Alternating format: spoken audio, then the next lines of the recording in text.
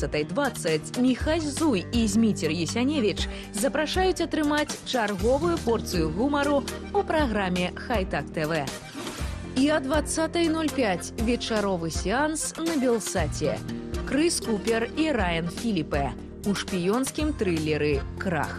Заставайцеся з Белсатам.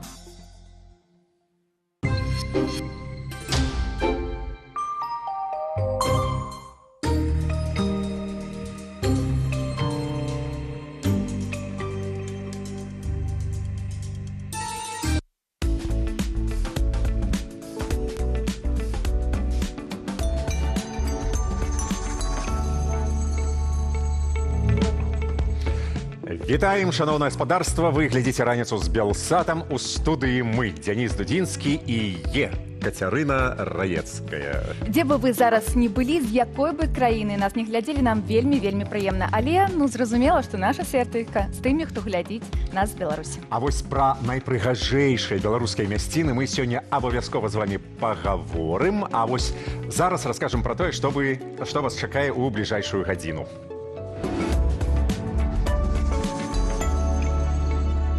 З юрыстаў у фларысты, здзейсніць мару і ні пра што не шкадаваць. Рэальная гісторыя ў партыі беларускі. Праўда і міфы аб аўтызме, пра таланты ў матэматыцы і незразумелыя эмоцыі будзем разбірацца з нашымі гасцямі.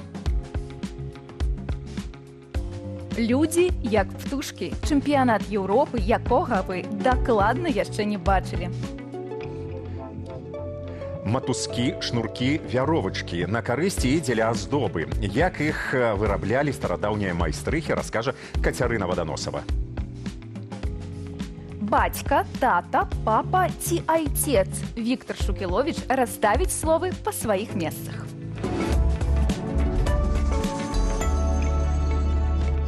І сёння такі прыемны травеньскі вайб, што хочацца ўжо кудысьці паехаць і нешта зрабіць. Напрыклад, у падарожжа.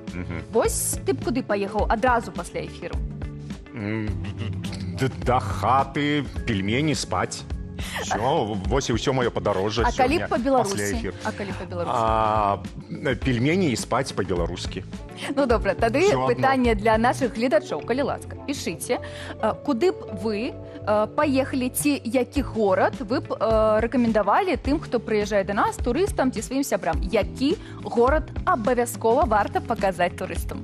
А як ты думаеш, які горад часцей за ўсё будуць называць? Гародню. Бо гэта такое гарадзенскае лобі. Гэта першае, а другое, усе ў гародні едуць, каб пахадзіць па гэтых вуліцах, каб паглядзець на гэты вось тэатр. Згодзін, часткова згодзім.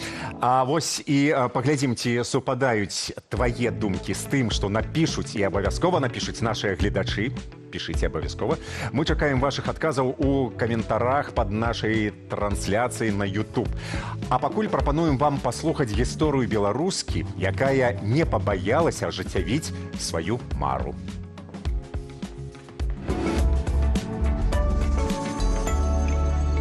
Доброе утро. Меня зовут Виктория, и я в свои 40 лет не побоялась изменить свою жизнь, и теперь я флорист. Żeby tak dodać zieleni, może być альстромерия, может быть фрезия. Мне кажется, что флористика была мне интересна всегда. Вот прям с самого детства, когда я собирала на полях какие-то букетики для своей мамы. У Вікторыі дзве вышэйшыя адукацыі. Па першай спецыяльнасці яна інжынер, па другой эканаміст. Когда встал вопрос о работе в Польше, я подумала, что здесь без языка, без знания различных программ, без знания права, ты в своей профессии ноль. Вот. И сразу же стала думать, где же я могу работать. И вспомнила о своей такой мечте и пошла в цветы. Хорошо. Милого дня, дякую, навзаєм. Многим кажется, что я занимаюсь здесь тем, что любуюсь красотой цветов. Но на самом деле это сложная работа, где мы носим очень много ваз, мы разбираем поставки с цветами, мы общаемся с клиентами, мы собираем букеты, собираем композиции, какие-то шляпные коробки. У нас очень много работы. У меня есть стул, на который с момента работы здесь, в этом магазине, я, наверное, не присела ни разу. За 12-гадзінны працоўны дзень Вікторыя зарабляе мінімум $80. Калі акрамя працы фларыста выконвае абавязкі адміністратара, то бок прымае онлайн-замовы, а яшчэ і атрымае прэмію за добрыя продажы, можа набегчы до $150 у дзень.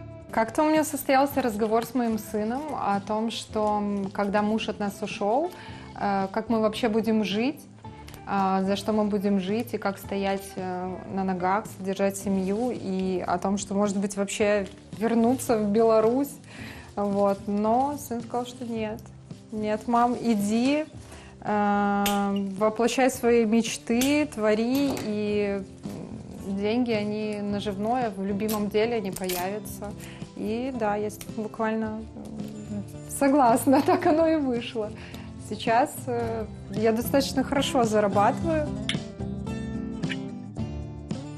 Так было не адразу. Спачатку Вікторыя цэлы год навучалася ў польскай школе фларыстыкі. Але атрыманых навыкаў не хапала, каб адразу пачаць працу ў кветкавай краме. Таму спачатку яна праходзіла бясплатную стажыроўку. Пасля яшчэ амаль год выходзіла на працу толькі па выходных у дапамогу асноўнаму фларысту. І толькі пераадолеўшы гэты шлях, нарэшце атрымала сталую працу. Не нужно ставить каких-то глобальных целей. Нужно просто каждый день что-то делать. Маленькими шажочками каждый день. И вот за год я здесь стою как основной флорист.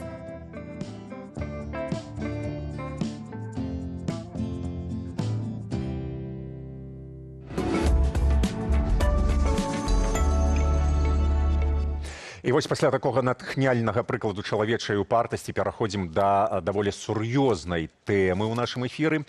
І вось у нас у студыі ўжо ёсць госці. Давайте знаёміцца. Да нас завіталі Анастасія і Максім. Анастасія ABA спецыялістка.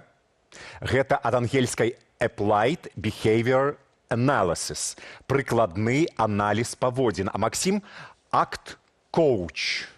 Вось як. І мы так падрабязна распавядаем пра гасцей, бо тэма зараз будзе складаная, але цікавая і вельмі важная для нашага грамадства. Мы пагаворым пра аўтызм, але як больш карэктна казаць, гэта разлад аўтыстычнага спектра. Калі ласка, першае вось пра гэтыя абрэвіятуры, бо мы па-за студыяй ужо паразмаўлялі, мабыць, караценечка, чым займаецца кожны з вас у прыкладзе да аўтызму? Я занимаюсь коррекционной работой с детьми. Я являюсь сама мамой особенного ребенка. У него аутизм, ему 7 лет. И сейчас я беру деток в коррекцию. Мы нарабатываем на занятиях необходимые жизненно важные навыки. И также обучаем всем академическим навыкам и всему. Мы пытаемся расширить интерес ребенка к внешнему окружающему миру. Менавіта прыкладны аналіз паводзін. То бок тое, што мы ўжываем у жыцці. І карэкцыя, добра. А пра акт таксама да Максима? Так или иначе, аутизм и это заболевание связано со стрессом, в том числе со стрессом, который испытывают родители на ежедневной основе, потому что контролировать детей и их поведение с аутизмом достаточно сложно, и для того, чтобы их лучше адаптировать в среду, в том числе взаимодействие с их ребенком, нужно снижать этот уровень стресса, и для этого, соответственно, есть я. Вось ты сказаў захворванне, а аўтызм гэта захворванне. Нет, мы будем это разбирать в процессе диалога. Что такое увогуле аутизм?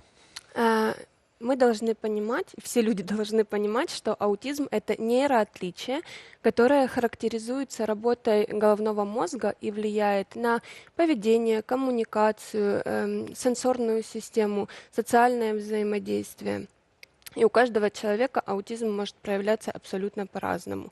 Кто-то может сталкиваться с трудностью в восстановлении социального взаимодействия, у кого-то может быть достаточно узкий круг интересов, кто-то может использовать стереотипные движения как способ урегулирования своего внутреннего состояния и сенсорного насыщения. Поэтому аутизм в своем спектре, он широк в проявлениях.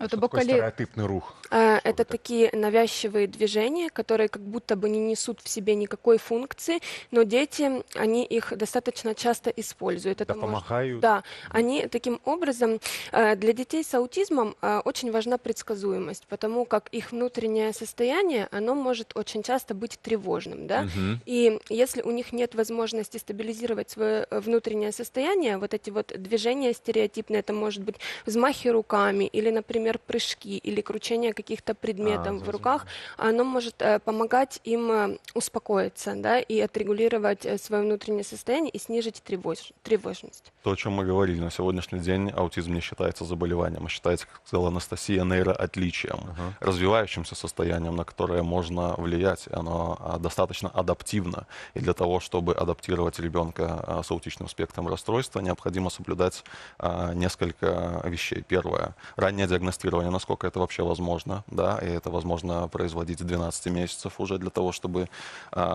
подгонять, скажем так, навыки ребенка с аутичным спектром расстройства под нормотипичного. Это обязательно ежедневное присутствие и принятие, конечно же, в том числе со стороны родителей в жизни ребенка с аутичным спектром расстройства и команда специалистов, в том числе и BA-специалистов, для того, чтобы подтягивать отстающие навыки и укреплять те, которые хорошо развиты. Давайте, вось вы закранули, трэба дыагнаставаць як можна раней. Якія такія трыггеры ці прыкметы ёсць? Я вось ведаю першае, што кідаецца ў вочы, гэта, напрыклад, калі чалавек не глядзіць у вочы, а кажа, вось ён з табой размаўляе, ён нібыта. І гэта прыкмета, якая можа наводзіць на пытанне. А як у дзяцей, якія ёсць вось прыкметы, калі трэба, мабыць, пайсці да спецыяліста?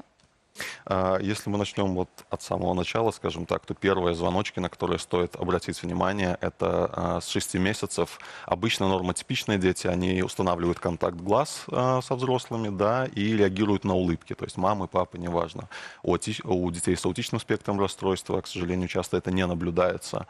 Если идти чуть-чуть дальше, к 9 месяцам дети с аутичным спектром расстройства обычно не тянут ручки в ответ на соответствующее действие со стороны родителей. К году у них возникают проблемы с речью, да, то есть если обычный ребенок часто уже говорит какие-то односложные слова или у него присутствует детский лепет хотя бы из набора каких-то звуков и слогов, да, то у аутичного ребенка чаще всего отсутствует такое проявление речи, и аутичный ребенок не заинтересован во взаимодействии с окружающей его средой, то есть он чаще всего сконцентрирован на какой-то предметной области. Также мы должны обращать внимание на то, реагирует ли ребенок на свое имя. Да? Должны обращать внимание на наличие вот этих стереотипных движений. Еще показателем может быть избирательность пищевого поведения. Также чрезмерные истерики без особой причины и особенно в изменившихся условиях. И еще дети с аутизмом, они могут слишком остро реагировать на внешние раздражители, такие как яркий свет, шум, прикосновения, запахи. Шум, да. так. А якія ёсць міфы, вось самыя частыя, якія вы сустракаеце пра дзетак ці пра дарослых з разладам аўтыстычнага спектру? Напрыклад, што гэта людзі, якія не адчуваюць эмоцый, ці людзі, якія нешта не могуць зрабіць? Да, что касается эмоций, здесь есть такая двойственная сторона. Значит, первая часть — это то, что они на самом деле могут испытывать эмоции, и их головной мозг настроен на то, чтобы проживать эмоции в том числе. Но здесь возникает проблема, скажем так, с когнитивной обработкой эмоций, да, то есть мы, когда подрастаем, мы изначально, как нормотипичные дети, отражаем эмоции от взрослых, а потом с помощью взрослых учимся понимать, там, радость, допустим, грусть, да, с учетом того, что дети в аутичном спектре, они не заинтересованы в взаимодействии с окружающим миром, они не считывают эмоции взрослых, и поэтому не могут адаптировать их под свое понимание. Другие мифы, которые тоже распространены, это миф о том, что все дети с аутизмом гении. Да, частично это правда, действительно, из-за особенностей развития мозга. Фильм «Человек дождю». Да, в том Дастином Хоффманом. да. Из-за особенностей развития мозга некоторые дети действительно обладают уникальными способностями, такими как память достаточно детализированная, да, то есть они могут идеально запоминать какие-то факты, детали, картинки и так далее, или иметь абсолютный слух. Но по исследованиям на сегодняшний день, к сожалению, 2/3 детей с аутизмом все-таки находятся на уровне даже не среднего интеллекта, а иногда и ниже. И третий важный факт. На сегодняшний день статистика детей и в целом людей с аутизмом, она показывает рост, да, то есть по данным ВОЗ от 2023 года в среднем по миру был 1 человек с аутизмом на 100 человек. На сегодняшний день в развивающихся странах, например, США, диагностируют 1 ребенка с аутизмом из 31. Гэта звязана з дыягностыкай, што доктор можа больш падрабязна разглядзець тое, што адбываецца. Да, то есть вопрос не в том, что рождается больше детей, да, на самом деле на сегодняшний день причины конкретное появления аутизма неизвестны, а вопрос именно в том, что появились более качественные методы диагностики и скрининга, плюс расширились критерии, к которым относится аутичный спектр расстройства. Например, вот Илон Маск, у которого есть синдром Аспергера, да, до этого синдром Аспергера не считался аутичным спектром, а на сегодняшний день его вносят в том числе в вот этот зонтик. А человек з аўтызмам, калі ён дарослы, ён разумее, што ён аўтыст? Это зависит от того, насколько... Як паводзіць іншым людям з аўтыстамі?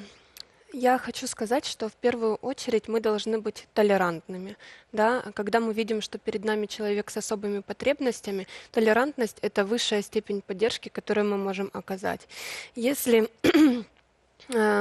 мы видим, что человеку сложно смотреть нам в глаза и долго удерживать контакт глаза в глаза, мы должны относиться к этому с пониманием. Мы не должны использовать в своей речи скрытые смыслы или подтексты, намеки. Мы не должны говорить слишком громко или, наоборот, слишком тихо. И не стоит требовать молниеносного ответа на вопрос, да, или реакции на просьбу о выполнении какого-либо действия, потому что людям с аутизмом им необходимо больше времени для того, чтобы обрабатывать информацию, за счет того, что большое количество внешних раздражителей влияет на их нервную систему, и они из-за этого способны быстро перегружаться. Ну, а сам дарослы аўтыст разумее, што ён аўтыст? Есть разный уровень степени интеллекта, да, и развития. Это все зависит от того, у всех людей с аутизмом изначально разная стартовая позиция. И в большинстве случаев все зависит от того, насколько развито понимание речи у человека с аутизмом, понимание предшествующих факторов, понимание окружающего мира и всего то, что с ним взаимодействует и взаимосвязано. Конечно, родители должны, если они считают нужным, если ребенок способен понять, да, что он особенный и что у него есть особенности,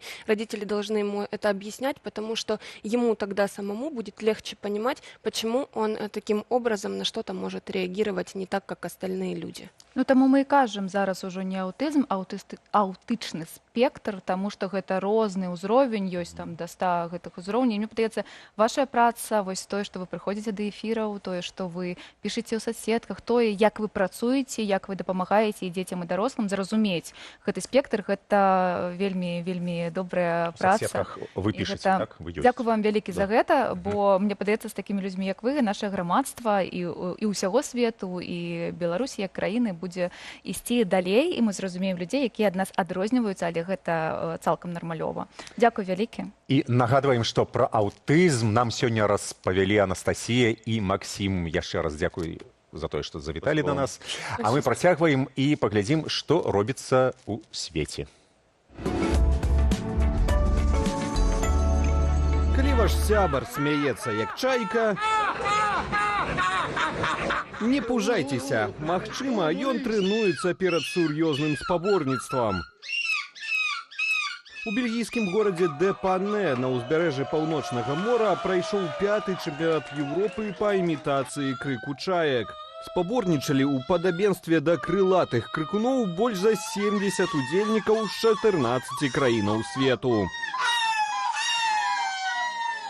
Ну, мы пачалі недзе 6-7 гадоў таму з меншаю колькасцю удзельнікаў. Тады гэта быў чэмпіянат Бельгіі. Цяпер ён сапраўды вырас да чэмпіянату Еўропы з 14 краінамі. Я ўражаны і колькасцю, і якасцю. Выступы былі выдатныя гэтым разам.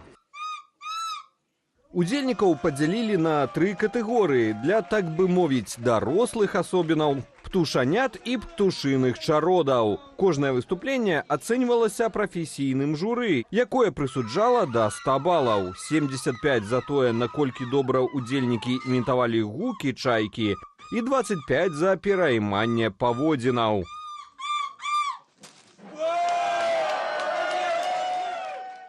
Нешта не так з тым, што людзі думаюць пра чаек, бо некаторыя іх ненавідзяць. Яны лічаць іх марскімі пацукамі, бо тыя могуць разрываць пакеты для смецця, шмат крычаць, шмат шумяць, залятаюць на дахі і пакідаюць свой памёт паўсюль. Але парадокс у тым, што гэтыя чайкі таксама належаць узбярэжжу. Яны неад'емная частка духу ўзбярэжжа, гэтай суцэльнай сістэмы. Таму трэба знайсці баланс. Нам неабходна больш спагады да марскога ўзбярэжжа.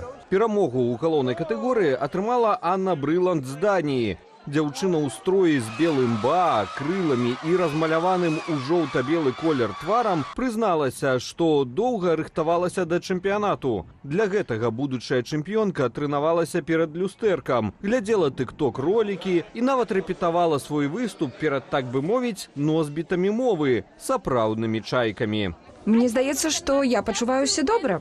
Я трохі нервавалася, але, здаецца, ўсё выдатна. Яскравым групавым выступам запомніліся гледачам удзельнікі італьянскай чарады чайкі-партызаны. Імітацыі птушынага крыку не проста забава ці спаборніцтва, сцвярджаюць яны. За гэтым стаіць сапраўдная філасофія. Чайка жыве ўсюды, чайка можа прыстасоўвацца, быць устойлівай і заставацца ў любым асяроддзі. І таму яны як партызаны, то бок людзі, якія вераць у свабоду, якія мусяць выжываць, трываць і супраціўляцца ўсюды, сустракацца і проста пераўвасабляцца, весяліцца. Гэта мусіць быць заўсёднаю мэтаю чалавецтва.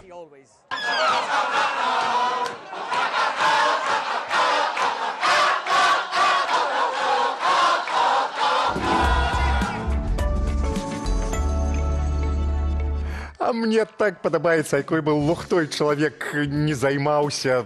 Ну, абавязкова знойдзецца нехта, хто зробіць гэта ці рэкорд кнігі Гіннеса, ці то мировы чэмпіянат. А я чакала, што вы будзеце гэта рабіць, бо там хлопцы што так... рабіць? Чаечкай крычаць? Ну так, ці дятлам Чаечкай біць. Ты мне заўсёды кажаш, што я крычу як дзяцел. Ну, што ж. Ось так бывае, але калі сэрца хоча, яно можа вось і так.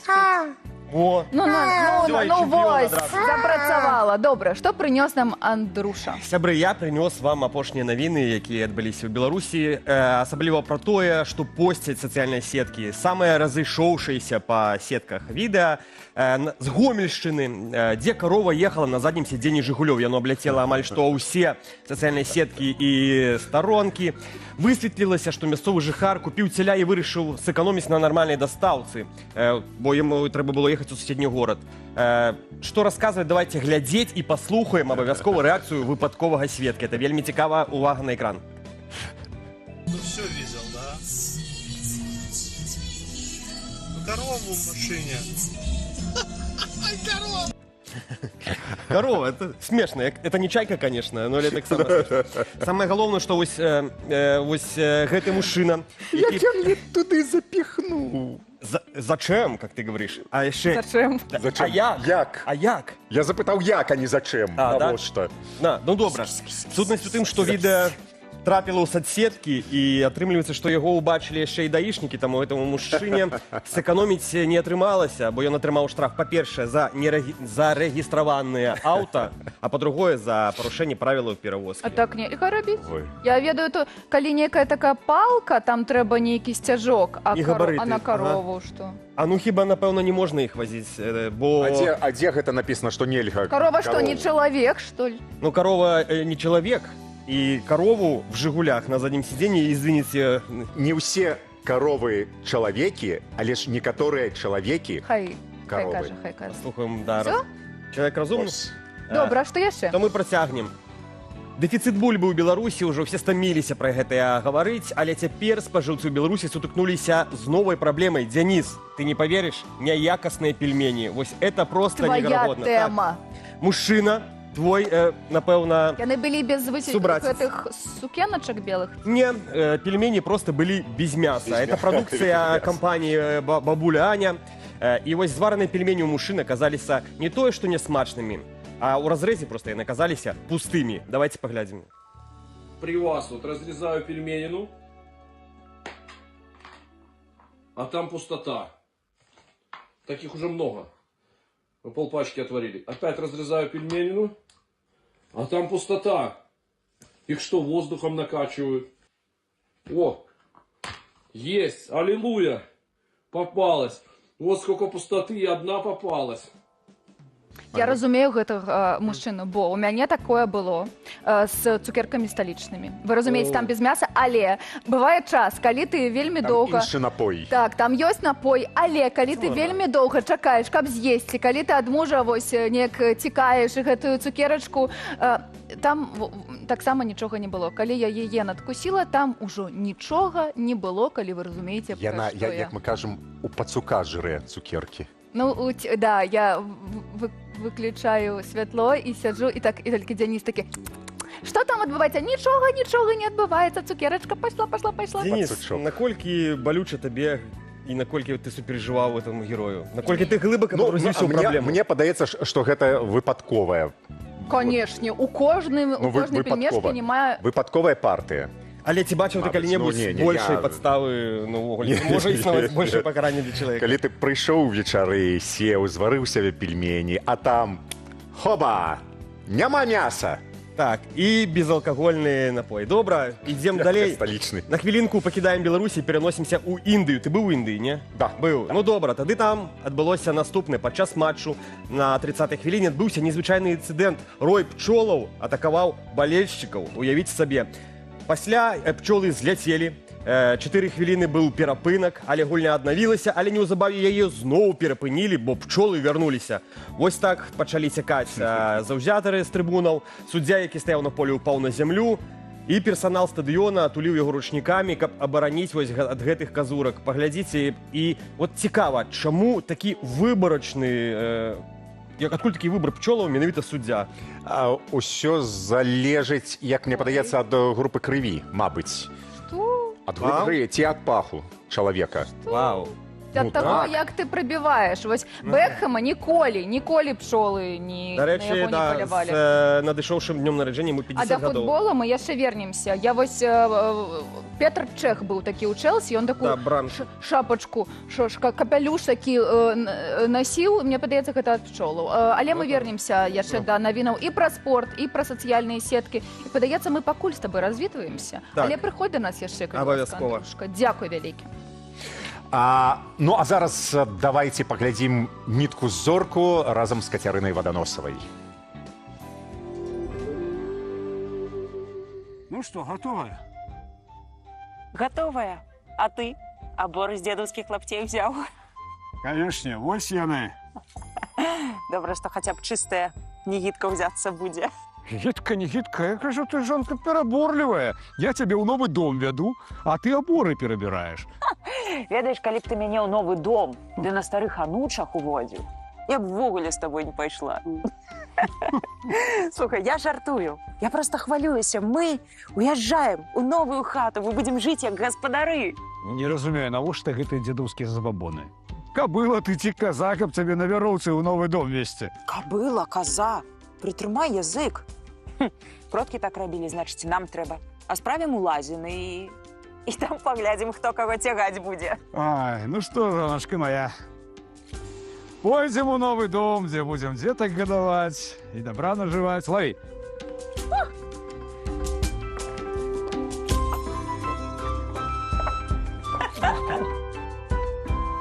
Напэўна, многія з нас, і я ў тым ліку, ў дзяцінстве любілі плесці розныя прыгожыя, рознакаляровыя фенечкі, з нітак ці з бісера. Мы мяняліся, прыдумлялі ўзоры. Я аднойчы, калі мне было гадоў 11, палічыла колькасць гэтых фенечак на сваёй руцэ. Іх было 29, амаль да локця. Смешна сказаць, але тая ж сітуацыя здарылася і з чалавецтвам. На пачатку людзі навучыліся плесці, прычым гэта былі раслінныя валокны, а ўжо потым дадумаліся, што можна шыць, вязаць і вышываць. Калі я кажу, што для сваіх рэканструкцый пляту ручную нават матускі, шнуры і вяровачкі, шмат хто шчыра здзіўляецца. Маляў, якая розніца? Можна спакойна пайсці ў краму і набыць прыгожую, гладзенькую тасёмачку. На яе ж усё роўна ніхто ўвагу не зверне, не заўважыць.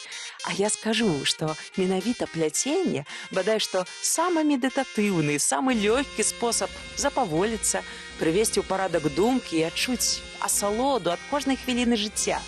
Да таго ж, многія віды пляцення не вымагаюць вялікай падрыхтоўкі і грувасткіх прыстасаванняў. Напрыклад, у маім заплечніку заўсёды ёсць клубок нітак і маленькая вілачка, на якой можна зрабіць вельмі трывалы матузок для абораў ці шнуроку для гарсета.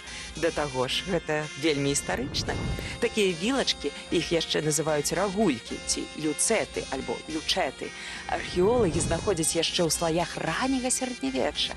Магчыма, яны з'явіліся ў эпоху неаліта, але распазнаць іх цяжка, і навукоўцы могуць пераблытаць іх, напрыклад, з драўлянымі ці касцянымі булаўкамі для сколвання адзення.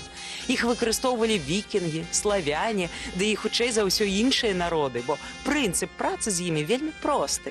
Шнур, сплецены на рагульцы, мае квадратную форму. Ён цвёрды і злёгку спружыніць, нагадваючы трыкатажны шнур.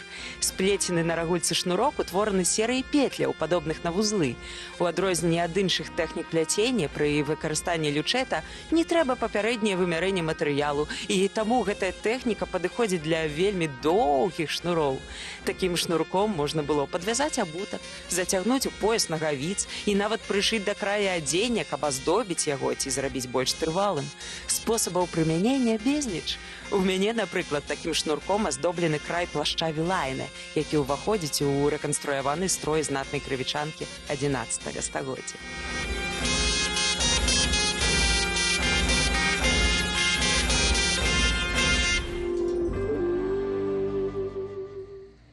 Гэта была нітка зорка і чароўная Кацярына Ваданосава, а цалкам праграму можна паглядзець на Белсат History.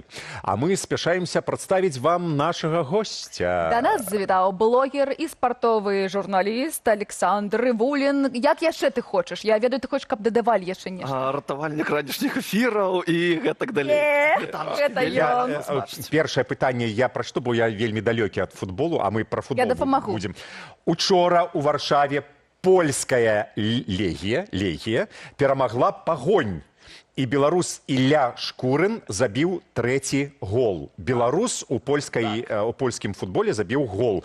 Гэта повод ганарыцца беларускім футболам ці сумаваць, што вось беларусы граюць не за Беларусь, не ў Беларусі? Гэта 100% повод ганарыцца беларускім футболам, бо Кубак Польшчы гэта такі нармалёвы турнір, у першую чаргу з-за антуража, то есть стадыён нарадовы, 55 тысяч гледачоў. На стадыёне, мне здавалася, 53 было, білетаў не набыць, то есть толькі яны выкінулі іх у свабодны продаж, все, білетаў няма. І ў гэтым матчы наш хлопчык выходзіць на замену. Пры лікі там 2-1, невядома, што будзе. Выходзіць 1-1 з брамнікам і ў стылі Роналдо, зубастіка, які ў 2006 забіваў японцам, пераступае мяч, кладзе брамніка ў адзін вугал, сам ідзе ў другі і забівае вельмі прыгожы гол. І ўяві, 55 тысяч гледачоў на стадыёне скандуюць «Ілля Шкурын».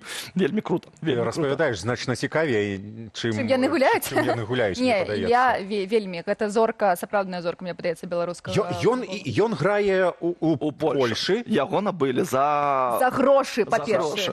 Гэта яго набылі за больш мільён еўра. Нармалёва. А набывалі ў Беларусі ці гэта Не, гэта быў пераход у межах чэмпіянату Польшы, бо ён дагэтуль гуляў за Сталь Мелец. Там ён у мінулым годзе стаў другім бамбардзірам польскай лігі. Ну, гэта вельмі крута. І вось яго набылі больш за мільён еўра, і у яго не вельмі шло ў легіі, але вось зараз сваім голам, які, ну, па факце стаў пераможным, ён закрыў рты ўсім скептыкам і вельмі. Легія гэта Варшава. Легія гэта Варшава. Самы вядомы, гэта як Варшавы. падаецца. Самы вядомы, самы тытулаваны, так. Польскі клуб. Добра, вось у мяне ёсць пытанне. Ёсць Шкурын, гэтае прозвішча мы ўжо наконец-то можам ужо на татачку зрабіць сабе чэмпіён. Ну, ёсць Глеб. Глеб легенда, бо першы, ці, мабыць, не першы, але самы вядомы, хто гуляў у нейкіх іншаземных клубах. У Арсенале, мне падаецца, І он гуляў у Великабрытанію. у Арсенале, так, у Барселоне. Ну, які яшчэ футбольны бренд мы ведаем? Батэ. Батэ гуляла з Чэлсі, гуляла з Барселонай, з Баварыяй, нехта яшчэ прыязджаў. То бок, Батэ дапамаглі нам прывесці у Беларусь нейкія вядомыя сусветныя клубы. Але чаму толькі вось два прозвішча і один клуб мы ведаем, чаму Беларусь не футбольная краіна? Ну, слухайте, калі... І тут у нас... У мяне было шмат пытанняў, у меня паднакапілася. Денис думаю, пойду я попалю крыху. Так, яшчэ раз. Чорна-белый такі і нагодны. Шпурняк по-беларуску. Не звяртайце увагу на мяне. Не, ну, слухайте, Ці футбольная? Ну, тут як паглядзець, бо футбол у Беларусі заўсёды быў прыярытэтным відам спорта, заўсёды на футбол больш-менш хадзілі у параўнанні з іншымі відамі спорта. І гэта было сапраўды нармалёвае відовішча, асабліва ў часы, калі Батэ гуляў у лізе чэмпіёнаў, перамагаў Баварыю, гэта Нямецчына, перамагаў Арсенал, гэта Лондон, ну, гэта топы, і рабіў гэта з куды скрамнейшым бюджэтам. І справа ў тым, што тут усё залежыць ад асоб, то есть тады Анатолий Анатольевич Капскі, які не так даўно, хаця ўжо з другого боку даўно, у 2019 памёр, і з таго часу вось усё так... То бок з асобаў, якія рыхтуюць зорак, а не якія гуляюць. Ну так, 100%, бо ўсё ж такі менеджмент гэта вельмі важная гісторыя ў футболе, і таму асобы, якія вось рухаюць усю індустрыю, гэта вельмі важна. Дзёня, як ты? Ён пра хакей спрабую, Ён больш пра хакей. Я читаю пытанні і нічога не разумею. Давай, вось гэта чытай. Зараз хлопчык запытае цябе. Вось як табе... Саша, адкажы, калі ласка, а як табе апошнія матчы у Еўракубках? Карацей, Еўракубкі — гэта гісторыя, калі каманды з розных краін гуляюць у футбол адзін супраць аднаго. Еўракубкі... Чэмпіянат міра? Ну... Европы. Ну, Европы, так, Еврокубок. Так. Вось, і найлепшыя каманды гуляюць вось у фінальнай стадыі. Калісьці Батэ ўваходзіў у топ-32 каманды Еўропы. Яны гулялі на групавой стадыі, у лізе чэмпіёнаў і былі проста вельмі крутымі. Зараз Батэ у лізе чэмпіёнаў няма, але ёсць іншыя клубы. Батэ гэта беларускі, я нагадваю проста. Ой, дзякуй. І зараз граюцца паўфіналы Лігі чэмпіёнаў. Гэта вось проста топ-4 каманды Еўропы прямо зараз. І беларусы маюць вельмі вялікую зацікаўленасць, каб глядзець футбол, бо футбол — гэта вельмі круты сацыяльны клей. То есть, каб сабрацца з карышамі, хай яны нічога не разумеюць, хай яны нічога не думаюць, бегаюць, там нешта ганяюць, гэты шпурняк. Дарэчы, шпурняк. Ну так, классное белорусское слово, так. Шпурняк — это мяч? Ножны шпурняк. Шпурляк. Это футбол? Так, это мяч. Карацей, вось такое менавіта беларускае слово. Вось, і зараз людзі проста вельмі зацікаўлены. Фінал Лігі чэмпіёнаў у Варшаве ты пойдзеш, ты не знойдзеш ні аднаго бара, дзе не будзе пасадка, дзе не будуць глядзець гэты матч. Мне падаецца, у Менску раней таксама было, калі я вот не ведаю, ці транслюю зараз пяцёрка, але мне падаецца, вось фінал Лігі чэмпіёнаў гэта самае, фінал чэмпіянату свету і вось Ліга чэмпіёнаў самыя галоўныя святы. Нават Дзяніс некалі глядзеў. Дарэчы, я заўсёды доўгі час лічыў, што Ібрагімавіч — гэта Батэ. Ну, таму што прозвішча такое. Ібрагімавіч. Петрович. Наш. Петрович, Рабінович, Ібрагімавіч. З Бабруйска адкуда-нибудь. Ну так, але гэта не так. Але калі ты хадзіў з Сашам, з іншымі хлопцамі ў бар, як яны робяць, ці з нейкай кампаніі. Дарэчы, для чаго вось хадзіць разам? Я, напрыклад, люблю паглядзець, аднак гэтыя слёзы ў мяне, Чэлсі зноў не там, дзе я хацела. Чаму разам трэба? Ну, справа ў тым, што гэта найлепшы час сабрацца. Гэта повод, гэта нагода сабрацца з людзьмі і проста вельмі класна паразмаўляць. То есть футбол — гэта такое, гэта фон. Гэта як у добрым сэнсе гэтага слова, як раніца з белсатам. Вось ты прачнуўся, а ў цябе вось яна, вось гэты фончык, і ты Ну, можаш... гэта як пайсці на канцэрт Дэпеш Мод і у куточку сядзець і размаўляць. Павінка, дзе зараз Івулін прабівае раніцу з белсатам свой кутовы.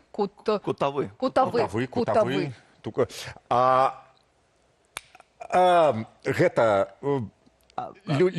любимый футбол... Драгба, я ведаю, Драгба. І яшчэ так... Руні. Добра. Ён усё, што мог пра футбол, ён расказаў. Ад футбола да чеснока. Клас. Твой праект «Чеснок». Лайф. «Чеснок Лайф». Як ты прыйшоў ад сваёй працы спартыўнай тэмы да чеснока?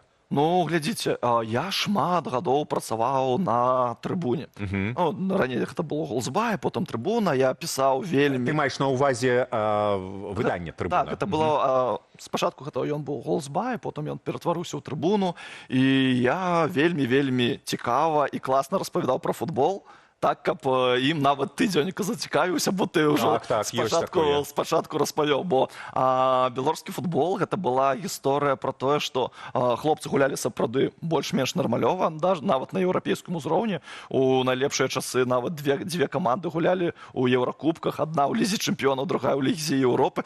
Я не буду табе тлумачыць, нам не хопіць эфірнага часу, але гэта быў вельмі высокі ўзровень, але медыйна, неяк, ведаеш, цікава, каб гэта ўсё паказваць, што гэта не толькі там ачкі, галы, секунды, кутавыя, там не ведаю што. І я вельмі шмат распавядаў у тэксце.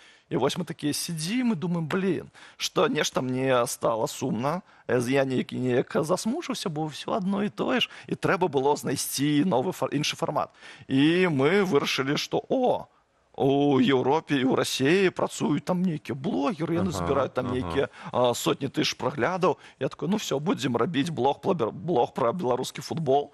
І гэта пачыналася вельмі вось на каленкі, вельмі лампава, і все казалі, да што там, не будзе беларускі футбол нікому цікавы, але на піке мы вось знайшлі такой варыянт распавядаць пра беларускі футбол з влогаў. Ты проста ідзеш, размаўляеш з заўзятамі, размаўляеш з футбалістамі, задаеш ім пытанні не толькі пра тое, што як вы лічыце гэты гол легітымны ці нелегітымны, ці гэта кажаш, мы знайшлі форму. Мы гэта хто? Я Ярык Пісаренка, мой кореш, які мантаваў усё гэтыя мае разгоны, а я размаўляў з людзьмі, размаўляў з футбалістамі. І ўрэшце гэта быў вельмі цікавы блог, такі лампавы, і мы збіралі там па 100 тысяч праглядаў на відосах, і гэта было вау, як крута. Потым у нас змяніўся не крыху фармат на чеснаке, мы запусцілі першае рэаліці-шоу. Мяне так бянтэжыць, калі ўсе кажуць, што першае рэаліці-шоу вось зараз робяць. Мы рабілі рэаліці-шоу з крумкачамі. Я там ператвараўся ў футбаліста. Так, мы назіралі. Так, я гуляў, трэніраваўся кожны дзень, быў у камандзе, скінуў вагу, забіў нават у таварыскай гульне. Гэта было вельмі крута. Потым здарыўся такое, ведаеш, дыскваліфікацыя на пару годзікаў. Маленечкі. І потым за гэты час Ярык знайшоў вельмі класную нішу, ён вельмі цікава, іранічна аглядае навіны ў беларускім спорце. Дыскваліфікацыя, ты маеш на ўвазе 20-й год і тое, што ты... Абанент часова быў недасяжны. А ты знайшоў свой шлях новы, давай вось больш пра гэта. Бо Ярык працягвае рабіць чеснок, а ты робіш Чеснок Лайф, і гэта ўжо не пра спорт, не толькі пра спорт, але, мабыць, пра нейкі шлях людзей, пра нейкі дух людзей. Ну так, бо заўсёды, мне здаецца, трэба распавядаць у Ютубе пра тое, ад чаго цябе штырыць. І, ну, так здарылася, што беларускі футбол не вельмі мяне штырыць прям зараз, тым больш, што я, на жаль, не маю магчымасці, каб у Беларусі паказваць вось гэтую атмасферу, гэты антураж і гэтак далей. І я раблю зараз канал «Чеснок Лайф». Гэта пра людзей, пра класных людзей, якія натхняюць, якія робяць прыгожыя праекты, якія мне цікавыя, але у тым ліку там ёсць такія не вельмі веселыя забаўляльныя тэмы там і аб тым, якія праблемы ёсць у беларусаў, якія праблемы трэба вырашыць. І гэта такая больш сацыяльная гісторыя пра беларусаў для беларусаў, і гэта вельмі класна. Вот Дзеніс Я ж быў у часнаку. А я прапаную скончыць, але такой рубрыкай, ведаеце, быў такі актопус, які прадказваў, хто будзе выграваць. Бо будзеш нашым актопусам такім? Ну, давайте Хто, вось, калі ласка, хто выйграе Лігу чэмпіёнаў? Ну, слухайте, мне здаецца, што фаварытам заходзіць Барселона, бо, прабачце меня, Саша Філіпенка, які заўзее за Інтер, і, ну, вельмі круты матч быў Барселоны супраць Інтера, і ў гэтым сэнсе, Барселона зараз проста ў неверагоднай форме, і Яміль Ямаль, ну, гэта проста нейкі чараўнік. Напрыканцы фокус я вам покажу. Хотите? Трук. Ой, Жадаеце такое? Глядзіце. Курненін, Курбыка, Пудышев, Румбутис, Сокол. Хто гэта? Гэта футболісты Мінскага Динамо 82. 1982 год. Вось я нават такіх памятаю яшчэ. Ось чаму ён не спаў сёння ночы. Я думаю, чаго не спіць, хлопчык? Дзякуй табе вялікі. Мы зафіксавалі гэтае твоё прадказанне. Таму гэта быў Александр Ібулін. Дзякуй, што прыйшоў да нас раніцай. А зараз давайте паглядзім, як выглядае шлях дамовы разам з Віктарам Шукеловічам. У нас, беларусаў, як і ў любой іншай нацыі, багатыя сінанімічныя шэрагі, што да назваў сваякоў, асабліва блізкіх нам. І апошнім часам слова «бацька» паўтараецца хіба што часцей за ўсе іншыя. І не таму, што для беларусаў бацька бліжэйшы за маці, а хутчэй таму, што слова «бацька» стала ўжо ў нас палітычным найменнем. На самой справе у цэлым існуе цэлы шэраг словаў, звязаных з паняццем бацькі, якія часта блытаюцца ва ўжыванні. Гэта і тата, і айцец, і нават папа. Давайте разбірацца. Ну, па-першае, само слова «бацька» – гэта назва мужчыны ў адносінах да сваіх дзяцей. Прычым слова універсальнае, якое ёсць як і ў афіцыйным, так і ва ўсіх іншых стылях мовы. А вось у гутарковай мове часта гаворым не бацька, а тата. Бацька – гэта таксама заснавальнік, распачынальнік чагосьці. Менавіта ў гэтым значэнні больш за 20 гадоў гэтае слова фігуруе і ў нас. Дарэчы, патрапіла таксама і ў расейскую мову. І нават з'явіўся не зусім, як на маю думку, прыстойны хэштэг «Я бацька», пра які кажуць, што гэта саманазва тых, хто падтрымлівае Александра Лукашэнку. У нашай мове таксама ёсць слова «айцец», якое часта памылкова прымаюць за русізм. Але айцец – гэта старое запазычанне, якое сустракаецца і ў народных гаворках. Слова «айцец» з'яўляецца сінонімам да слова «бацька». Але сёння ў гэтым значэнні ўжываецца досыць рэдка. Звычайна айцом называюць святара, служыцеля культа.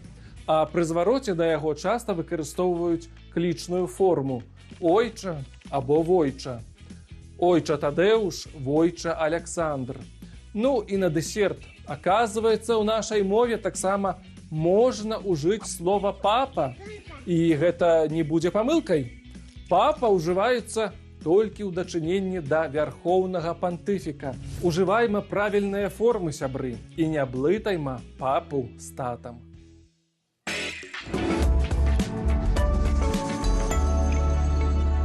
Ведаеш, Дзеніс, што самае лепшае ў траўні? Ну, здзіві мяне. Кветачкі. Кветачкі, Дзянісу, хочацца іх збіраць і рабіць букеты. І каб вось як калі яблыні цвятуць, усім дзяўчынкам падабаецца. І каб увакол усё было ў кветках і нават у кватэры. Кветачкі прадказальна і банальна. Вось, яны ж засохнуць. Праз некаторы час засохнуць. Але калі ты будзеш дбаць пра іх, клапаціцца, дык яны будуць доўга радаваць тваю жонку. І калі ласка, мы вось даём вам парады, глядзім разам, як клапаціцца пра жонку і букеты.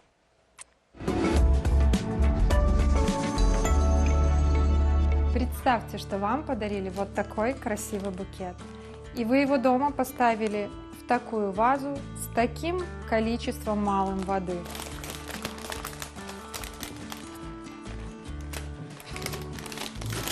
Будьте уверены, он до завтра может не дожить. Я флорист, меня зовут Виктория, и сегодня я вам расскажу, как правильно ухаживать за цветами. Вось некалькі рэчаў, якія не любяць кветкі. Спякота. Не стаўце букет каля батарэй у ацяпляльны сезон, а таксама каля вокнаў у цёплае надвор'е, каб кветкі не перагрываліся. Фрукты. Яны выдзяляюць этылен, з-за якога кветкі вянуць хутчэй. Таму трымайце іх далей ад букета. Балкон не заўсёды добрая ідэя. Выносіць букет можна толькі пры тэмпературы не ніжэй за +4, інакш кветкі могуць замерзнуць. Вы получаете подарки в упаковках, красивых упаковках, но это не значит, что вы не распаковываете свои подарки. Так что и цветы нужно далее хранить без упаковки. Букету трэба дыхаць. Упакоўка можа перашкаджаць цыркуляцыі паветра, з-за чаго кветкі хутчэй вянуць. После того, как вы распаковали букет, первое, что нужно сделать, это подрезать стебли под углом 45 градусов.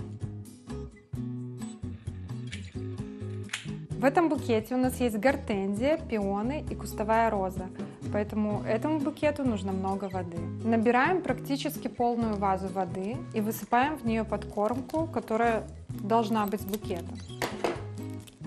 Если у вас нету подкормки к букету, тогда ничего страшного, но вода должна быть все время свежая в вазе. Следите, чтобы в ней не развивались какие-то бактерии. Меняйте воду каждые 2 дня.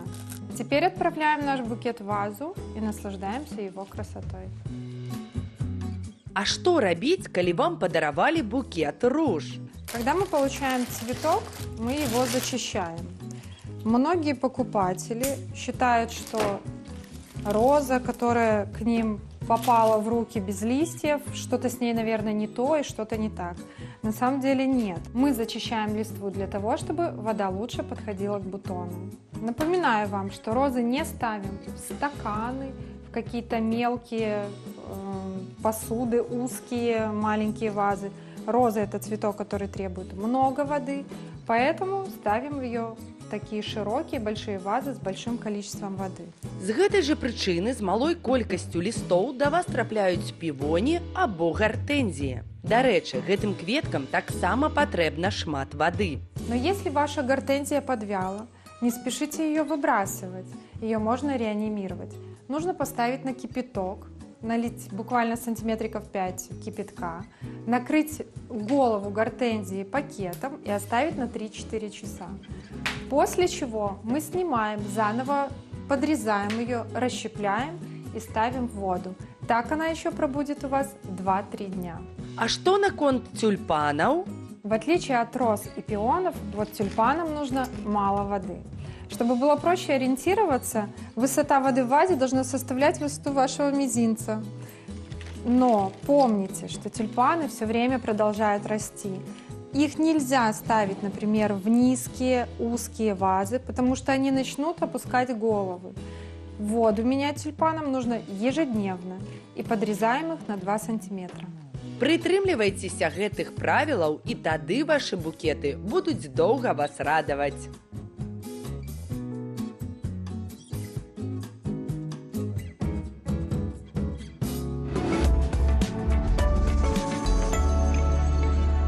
Добра. Гортензії, півоні, рамонки, ружі і іншае крамбрімбрючі.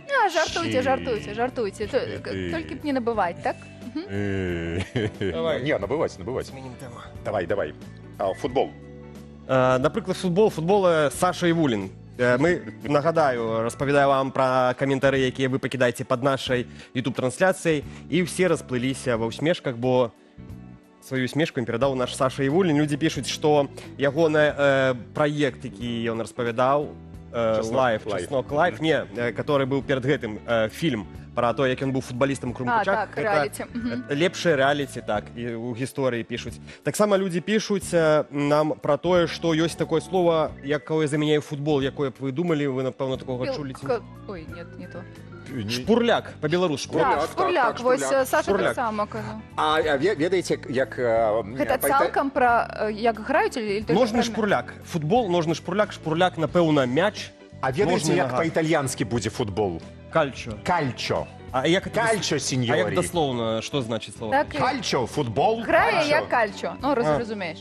Так. Добра. Кальчаторії футболісти.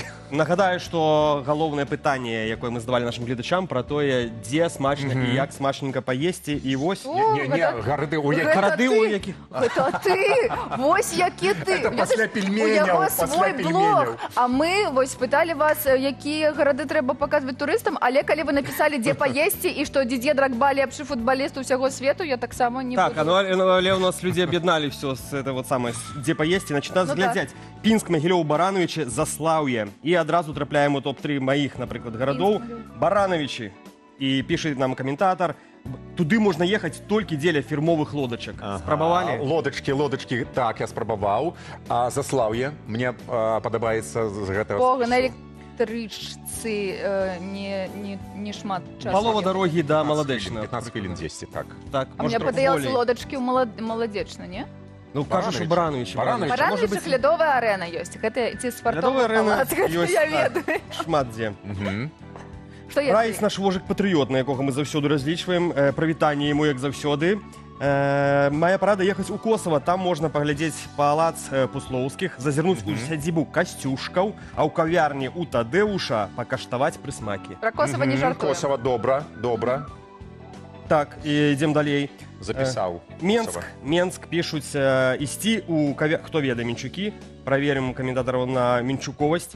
Казачны замак і піцца маянезна-кетчуповая Так, гэта лепшая Казачна, а і яшчэ існуе казачны замак? А вот это не ведаем. Мне падаецца, гэта легенда. Ён жа ўжо не казачны Нават замак. калі не Некалькі існуе, год. ён у нашым сэрцы, у нашай, вось мы ўсё ведаем пра яго. Гэта як магазин «Акіян» заўсёды будзе магазинам «Акіянам» на Казлова. І побольше кекчупа.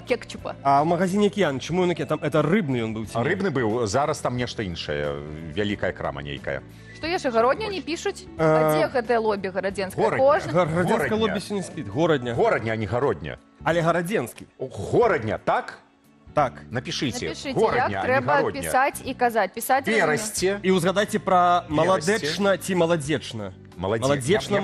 Маладзечна. Фестываль, музыкальны фестываль заўсёды пісалі маладзечна. Я мяркую, гэта так зрабілі, таму што заснаваны ў 93-м годзе. Пісалі на аўтобусах маладз, як 9-3, маладзечна. Дзякуй, што пішаце ўсё гэта і дзякуй, што вы ўсё гэта слухаеце, бо ўжо нельга зразумець, пра што мы. Нагадай, калі ласка, пішыце каментары пра тое, які горад. Які горад варта паглядзець, паказаць турыстам з-за замежжа, з далёкага замежжа, нават так скажам. Да, з бліжэйшага таксама. І чым пачаставаць у гэтым горадзе таксама няхай пішуць. Андруша, як скажаш. Дзякуй табе вялікі. Прыходзь яшчэ да нас. Дзякуй, гэта быў Андруша наш. Праз некалькі хвілін, а зараз музыка.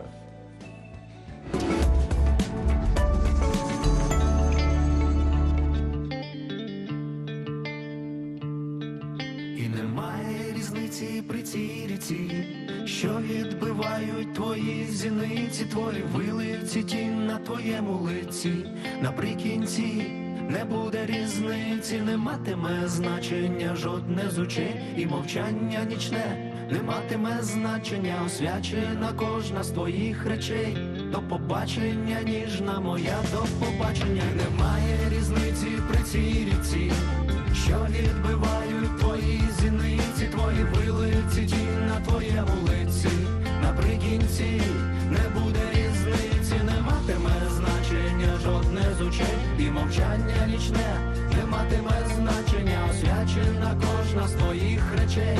До побачення, ніжна моя, до побачення. Тихо так, наче падає сніг, тьмяно зникаючи між небесами, лишається світло з усіх утіх, і небо наповнюється голосами, і палає вогонь для усіх, хто пішов. І звістка здається такою гіркою, місце прощання болюче, як шоу, ніби стоїш над нічною рікою. І немає різниці при цій ріці, що відбивають твої зіниці, твої вилиці, тінь на твоєму лиці. Наприкінці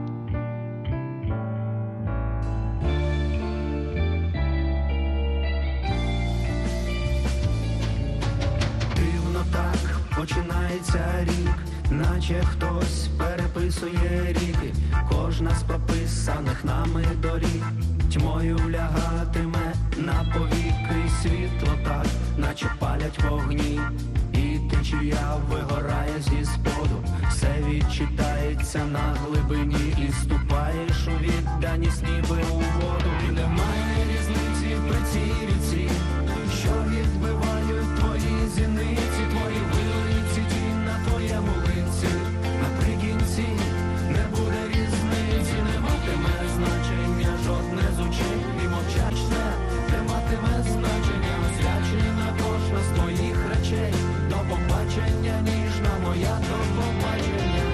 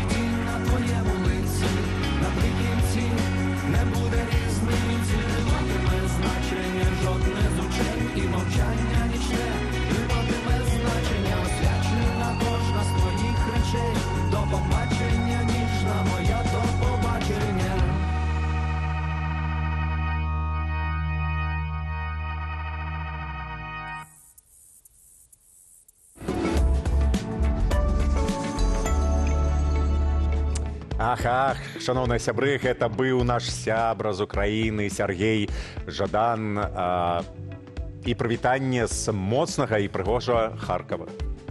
Вітаем тых, хто гэтую раніцу сустракае разам з намі, і сёння мы рыхтуемся да цікавых пікнікоў, да размоваў з цікавымі людзьмі і натхняемся прыкладамі чалавечай годнасці. Так, а зараз пра тое, што нас чакае ў бліжэйшы час.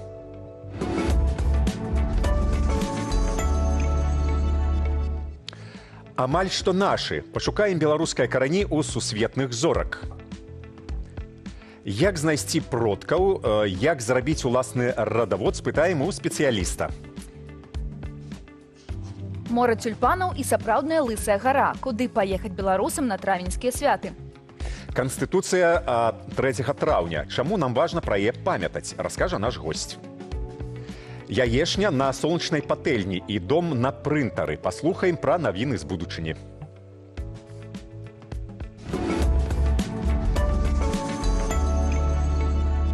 І, канешне, разам з вамі абавязкова раскажам пра самыя прыгожыя месцы Беларусі, якія варта паказваць замежным турыстам. Калі ласка, пішыце ў каментары, які горад вы намінуеце, але, калі ласка, дбайце пра сваю бяспеку. А вось, дарэчы, пра замежнікаў. А ці ведаеце вы, як шмат замежных зорак маюць беларускія карані? Паспрабуйце падлічыць. Зараз мы вам усё пакажам і распавядзем.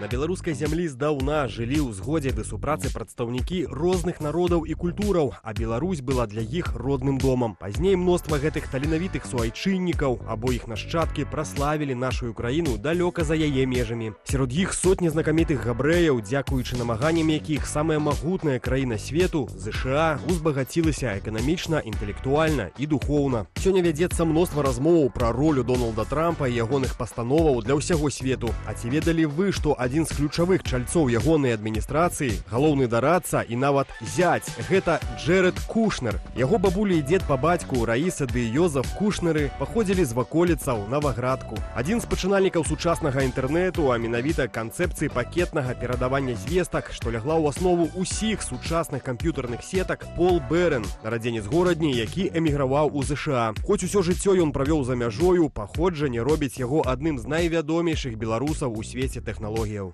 Чалавек, які стварыў першую нацыянальную радыёсетку ў ЗША і зарганізаваў першую публічную тэлевізійную трансляцыю на сусветнай выставе ў Нью-Йорку. Давід Сарноў. Здавалася б, якая сувязь з Беларусю? Наўпроставая. Тут, у вёсцы Вузляны, на Барысаўшчыне, і нарадзіўся бацька тэлебачання ЗША. І самі відавочны ўзор хараства ды таленту з беларускімі каранямі. Вядомая акторка і па сумяшчэнні муза аўтара гэтага роліку Скарлетт Йогансон. Ейная маці, Мелані Стоун, паходзіць з габрэйскай сям'і з Менску, пра што сама Скарлетт згадвала ў інтэрв'ю.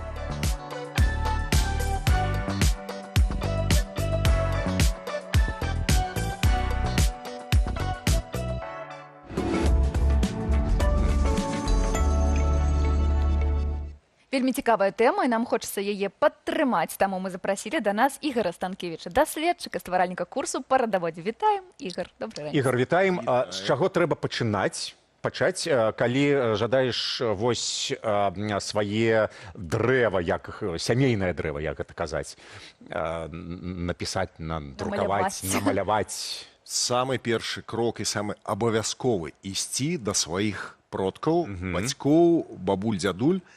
Калі у вас ёсць яшчэ бабулі, дзядулі, то это ў першую чаргу бегом да іх, таму што гэта невычарпальная крыніца інфармацыі пра продкаў, пра нейкія абставіны жыцця. І гэта людзі, якія могуць проста, калі вы адкладзеце на заўтра, на паслязаўтра, гэтых людзей можа проста не стаць. Таму гэта першая і асноўная крыніца, дзе можна збіраць звесткі пра сваіх продкаў. Ну, а далей гэта ўжо хатні архіў. У хатнім архіве можна шмат чаго цікавага знайсці. У хатніх архівах? Нібыта фотаздымкі, таксама нейкі выпісы? Гэта фотаздымкі, гэта ўсе дакументы, гэта лісты, гэта квіткі, гэта, не ведаю, моя маці, напрыклад, з сярэдзіны 80-х пачала весці блакноцік, дзе занатоўвала выдаткі на розныя рэчы, на харчаванне, на абутак. І гэта яна зрабіла цягам 10 гадоў, і проста бачна, як раслі кошты, што яна купляла.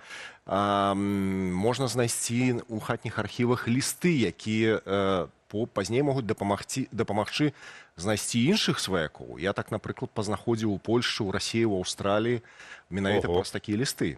Ну, я вось разумею, я максімум магу дакрануцца да пра-пра бабуля, дзедуля, пра-пра. І ўсё, а далей як? Ведаеце што, насамрэч, для шмат якіх беларусаў пра-пра гэта досыць глыбока. Добра, калі ведаюць там дзядуль, бабуль, альбо прадзядуль, прабабуль, да, то, ну, але далей як? Ну, раней гэта былі асноўнай крыніцай, гэта былі архівы. І, натуральна, трапіць у архівы не кожнаму друкаваныя архівы? Не, ну не абавязкова, яны... Пісьмовыя, друкаваныя? Хутчэй пісьмовыя, да. Але трапіць у архіў гэта дастаткова складана, асабліва, калі гэта ў іншым горадзе, асабліва іншая краіна, але калі ў нашых выпадках, да, мы, напрыклад, не можам, шмат хто не можа паехаць у беларускія архівы. Але тэхналогія робіць сваё. І чым далей, тым болей. Тым болей людзі пачынаюць дыгіталізаваць розныя дакументы, якія выцягваюць з архіву, выкладаць у сеціва. І зараз, калі ласка, па-першае, гэта можна пашукаць на розных сайтах, на розных тэлеграм-каналах. Но, але і гэта не самае. Архівы, вось я калі рабіў курс радавод, у мяне гэты блок па архівах, я яго перасунуў на канец, бо гэта самы складаны блок. Я раю людзям проста шукаць у адкрытых базах дадзеных. І гэтых базаў... У інтэрнэце? У інтэрнэце. Гэтых базаў сёння дастаткова шмат. І з гэтых базаў можна шмат чаго павыцягваць. Гэта база, напрыклад, ну вось, ёсць некалькі сайтаў, прысвечаных Другой сусветнай вайне, партызанскі рух, ёсць базы, прысвечаныя рэпрэсаваным, ёсць базы, прысвечаныя Першай сусветнай вайне. А ёсць сайты, дзе можна пазнаходзіць дакументы, менавіта метрычныя кнігі. А гэта такая крыніца, якая дазволіць сягаць, напрыклад, ну не ведаю,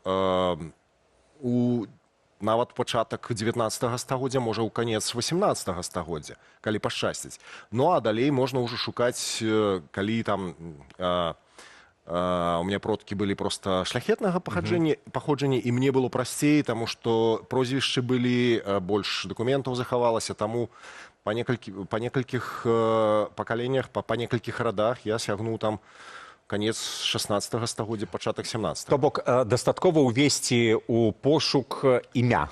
Не абавязкова. Па-першае, трэба ведаць, што імя магло мяняцца, і нават нібыта адны і тыя ж продкі маглі... Асабліва жанчыны. Ну, з жанчынамі гэта досыць складаная гісторыя, таму што калі жанчына выходзіць замуж, яна нібыта змяняе сваё прозвішча, і пошук ускладняецца, таму што максімум, што мы можам даведацца пра жанчыну, гэта як імя па бацьку. Але гэта таксама новае пакаленне. Калі мы ведаем там отчество, так званае, то гэта нам дадае яшчэ одно пакаленне. Прасцей, канешне, па мужчынскай лініі шукаць, таму што прозвішча захоўваецца, досыць проста адшукаць, але гэта таксама аматараў не спыняе. Наогул, вось генеалагічныя пошукі, гэта па сутнасці такі уласныя людзі, якія займаюцца, захапляюцца, кажуць, пойдзем займацца сваімі дэтэктывамі. Чаму? Таму што, па сутнасці, ты працуеш як следчы. Табе трэба следчы толькі ў гістарычным кантэксце. Крок за крокам. Крок за крокам, паперка да паперкі, пытанне, чаму сталася так, а не так, чаму там той продак... Напрыклад, моя бабуля, все продкі жылі ў Воршы і пасля і да яе. А яна нарадзілася ў Сімбірску. І пытанне, а што здарылася? А яна нарадзілася ў 18-м годзе, акурат быў нямецкі наступ, былі бежанцы, пра гэта у нас у Беларусі амаль нічога не распавядаюць. Вось, таму, і гэта вельмі, вось, я кажу, гэта праца следчага, але гэта не толькі праца следчага, аднавіць гэтыя сувязі, знайсці дакументы, знайсці сваякоў, усталяваць з імі кантакт, дарэчы, праз інтэрнэт гэта дастаткова проста, але і рэканструяваць гістарычны кантэкст. І гэта праз гэта ты пачынаеш даведвацца не толькі пра лёсы сваіх продкаў, але пра сапраўдную гісторыю сваёй краіны. А у нас, вы ведаеце, у Беларусі, што з гісторыяй адбываецца, яе перапісваюць. Яе перапісваюць заўсёды. Але ёсць такі метад інстаграмны, гэта ДНК-тэст. Падаецца, зараз усе робяць гэтыя тэсты, і вось да каго я адношуся, якая, ці трэба гэта рабіць, ці гэта нешта паказвае, ці толькі такая гульня? Я зрабіў, прычым некалькі разоў рабіў. Спачатку рабіў агульны, а потым рабіў менавіта па Y-храмасоме, Y-храмасома, якая перадаецца па мужчынскай лініі. У мяне была мэта і мара, якую я пакуль не здзейсніў. Мой дзед знік падчас Другой сусветнай вайны, я не магу знайсці сляды. І я, вось, была проста такая дзіўная гісторыя, што нібыта яго пагналі на працы, ён па дарозе дзесьці памёр, не даехаўшы да Нямецчыны. А потым, калі ўжо памерлі бабуля, бацька, я прыехаў знаёміцца з цёткамі, яны пачалі казаць, што прыйшоў час распавесці праўду. 75 год пасля вайны, нікога ўжо 10 гадоў няма. І гэта пра то, як мы ставімся да сваёй уласнай гісторыі. Людзі хавалі гэта, асабліва, калі былі штосьці там рэпрэсаваныя, калі былі польскія карані, ці, не ведаю, габрэйскія. Розныя былі, альбо ў палон хтосьці трапляў. І каб знайсці свайго дзеда, я зрабіў такі тэст. Ну, я рабіў гэта такі, стрэліў у паветра, але гэта мне прынесла вельмі вялікі плён, дало і вялікую карысць. Я нечакана знайшоў сваяшніц, якія таксама захапляліся вельмі моцна радаводам. Гэта працуе так, што яны зрабілі тэст, вы зрабілі тэст, і вам некае, не ведаю, паведамленне прыйшло вашае? Менавіта так, мы скантактаваліся, і пашчасціла ў тым, што яны таксама глыбока капалі, яны шмат чаго знайшлі, і пачалі шукаць не толькі па сваіх каранях, але даваць інфармацыю пра маіх продкаў. І вось па некаторым я так знайшоў звесткі, Насамрэч дэтэктыўная гісторыя. Дэтэктыў. Добра, а калі адбываюцца войны, міграцыя, рэпрэсіі, пераселенцы, вось гэта ўсё ў гэтым выпадку можна знайсці свае карані? Шмат было схавана, і некаторыя архівы недасяжныя нам, таму як... Зноў жа, паўстаюць новыя базы. Вось я ведаю, зараз у Беларусі такі ёсць праект, які вось збірае звесткі па людзях і проста выкладае, дзе пра гэтага чалавека былі ўзгадкі. Дарэчы, яшчэ цікавая крыніца — гэта мясцовая прэса, якую таксама зараз дыгіталізуюць, выкладаюць у сеціва. Там таксама можна шукаць розныя звесткі.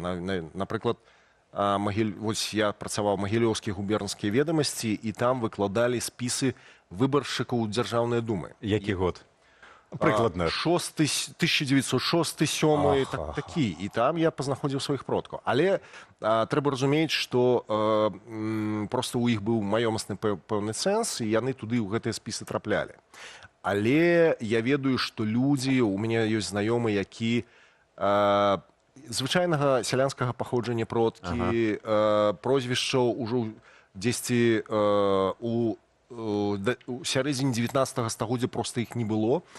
Але ў яго быў вельмі вялікі імпэт, ён займаўся, ён вельмі шмат чаго пачаў шукаць і стварыў адмысловы сайт па мясцовай, па вёсцы, і ён пачаў аднаўляць, проста рэканструяваць сямейныя сувязі. Таму што, напрыклад, у кніжцы трапляецца там Федос, да? І яшчэ раз Федос, і яшчэ раз. А хто яны паміж сабой, было невядома. І ён пачаў рэканструяваць, і праз гэта ён стварыў адмысловы сайт, проста каласальная праца, я не ведаю, колькі ён туды інвеставаў грошай і часу, але, па сутнасці, ён аднавіў сямейны кантэкст невялічкага рэгіёна па Беларусі. Падаецца, гэта галоўная каштоўнасць, калі прыкладаюць гэтыя высілкі людзей. Мне падаецца, гэта добрая нагода нагадаць, што мы таксама, кожны з нас можа гэта зрабіць, напрыклад, праз ваш курс. І галоўнае зараз рабіць гэтыя нататкі, тое, што адбываецца зараз з кожным з нас, з нашымі сем'ямі. Мы можам нашым нашчадкам пакінуць гісторыю нашай сям'і. Я знайшоў свайго дзеда, які нарадзіўся ў 1898 годзе у польскім Радаме. На той час гэта была расійская імперыя. А потым ён з 1944 па 1947 ён быў генералам польскай арміі. Савецкі генерал Дудзінскі Фёдор Фёдорович, камандуючы артылерыяй войска польскага. Каб дакрануцца неяк глыбей і паглядзець, калі ласка, табе на курс Ігор, дзякую вялікі. Ігор, даследчык і стваральнік курса па радаводзе. Калі ласка, далучайцеся, мне падаецца, гэта вельмі цікава. А мы з вамі працягваем, і вось гэтыя дзівосныя спляценні чалавечых лёсаў мы перагортваем, пераходзім да вузлоў і вяровак, якія могуць стаць захапляльным хобі.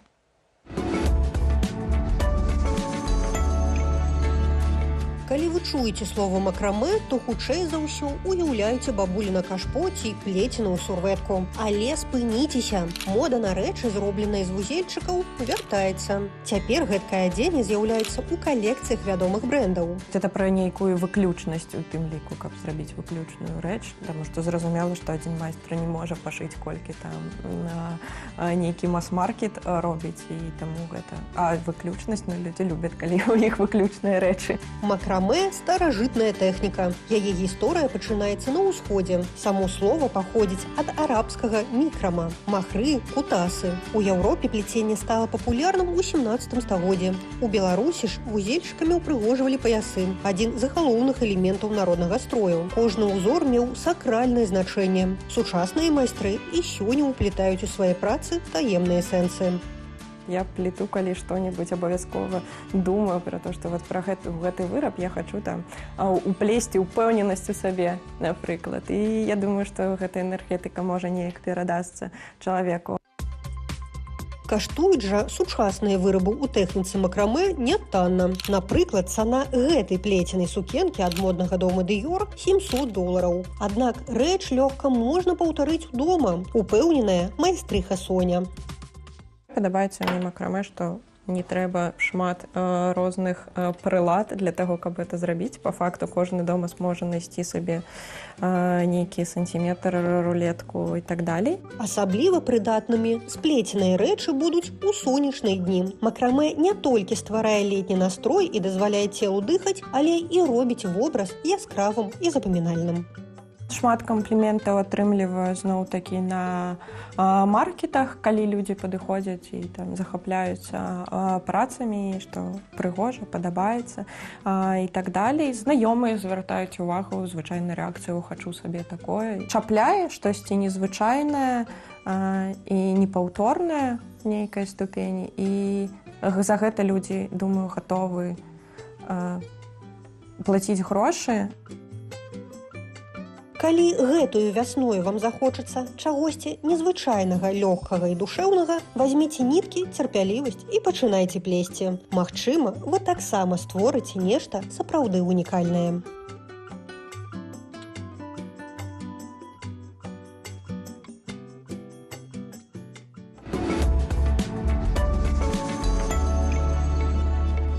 Зайздрошчу тым, у каго ёсць нейкае хобі. Кажуць, гэта супакойвае, Катя, гэта супакойвае. У мяне няма хобі, як вы зразумелі. Макрамэ. Я танчыць магу там... Гербарый, ікебана, макрамэ, супакойвае. Катя, Андрэй, вітаем яшчэ раз. Так, куды варта схадзіць, а можа паехаць беларусам? Што будзе адбывацца? Нешта нетрывіальнае. Мір не спіш. Апускаем і ідзем далей. І вось трэця кропка, прынамсі, як для мяне, усяго 26 кілометраў ад Менска, і мы апынаемся ў зусім іншай рэальнасці. Зараз нашы гледачы пабачаць, пабываюць на Лысай гары пад Менскам, якая афіцыйна займае другое месца па вышыні ў Беларусі. 342 метры. Яна знаходзіцца паміж аднайменнай вёскай Лысая гара і вёскай Лакараўка. Бліжэйшыя вёскі, там знаходзіцца і паміж імі акуратненька ёсць заезд на вось гэтую нашу Лысую гару. Яна цалкам пакрытая лясамі і незаўважная здалёк. Рэльеф там сапраўды гарысты, таму не проста такая назва. На кропцы знаходзіцца паляна з інсталяцыямі і дрэвамі.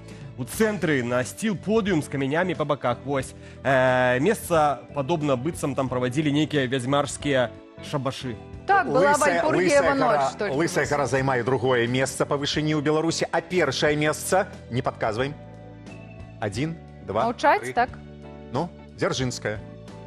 Гора Дзяржынская. Першае месца. Самая высокая гора. 400... Ой, баюся, менш за 400, не? Не, 400 метров. 400 метров. Ты, скарцей, паважаныя сябры, калі будзем мець жаданне знайсці такое нетрывіальненькае месца, то рада вітаць вас пад Менскам на Лысай Але гаре. толькі пешшу Размаўляйце, падымацца, бо тады гэта не мае Але ніякага сэнсу. все-таки 342 метры, это не означает, что ты прийшов і 342 метры. Не, ну... На жаль. Мне падаецца, Дзянісу, вось гэты шлях бы вельмі падышоў. Які шлях? 342 метры. Я шукаю... Пешшу. Так, Расказвай, пакуль, хай... Так, і тады няхай яшчэ Дзяніс знайдзе яшчэ трэцюю кропачку. О, прэзідэнта знайшоў. Цяпер Берасцейшчына, пераносімся туды. Хочу паказаць вам далягляды, дзеля якіх варта туды прыехаць. У Іванаўскім раёне, які горад, не ведаю каго. Невестка, Невестак, да. Месціцца там найпрыгажэйшая плантацыя тюльпанаў. Давайте насалодзімся прыгажосцю. Увага на экран. Ну, вось кветачкі зноў. Вось, а гэта не фоташоп, ці гэта не фоташоп, ты? Спадзяюся, гэта не фоташоп. Гэта дакладна нашыя. Это легальна? А дзе у нас такія кветачкі, каб вось Брэсцкая? Гэта Берасцейская вобласць, Іванаўскі раён. Там знаходзіцца адна з самых галоўных фірм, якая вырошчвае тюльпаны. Так, у далягляд, у самы можна глядзець. А чаму вырошчваюць вось гэты такія курчавенькія, а калі набываеш, яны такія бум? Гора Дзяржынская, прабачце, я пра свае. 345 метра.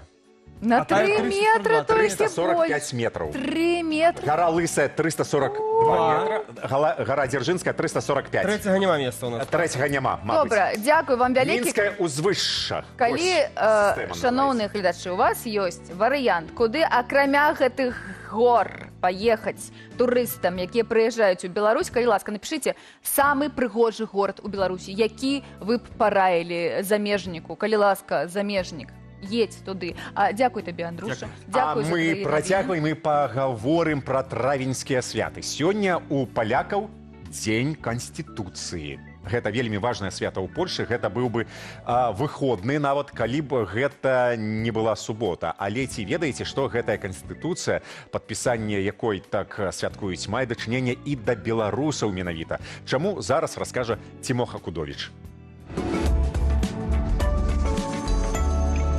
3 мая 1791 года у 11 гадзін у сенатарскай зале каралеўскага палаца сабралася 189 дэпутатаў.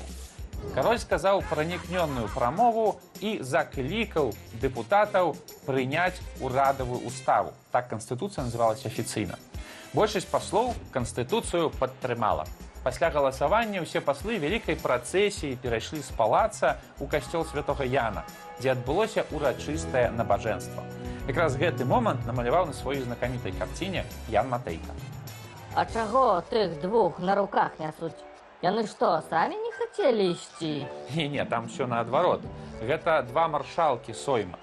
Станіслаў Малахоўскі і Казімір Нестар Сапега. Ад іх рашэння шмат чаго залежаў. Яны канстытуцыю падтрымалі, таму іх нясуць на руках. Відавочна, што калі кансерватыўныя паслы пачалі вяртацца з вакацый, то ў іх уся гэтая сітуацыя выклікала вялікае абурэнне. Яны пачалі пісаць скаргі, спрабавалі правесці перагаласаванне, але ўсе іх ініцыятывы сыходзілі ў пясок, бо народ горача падтрымаў канстытуцыю.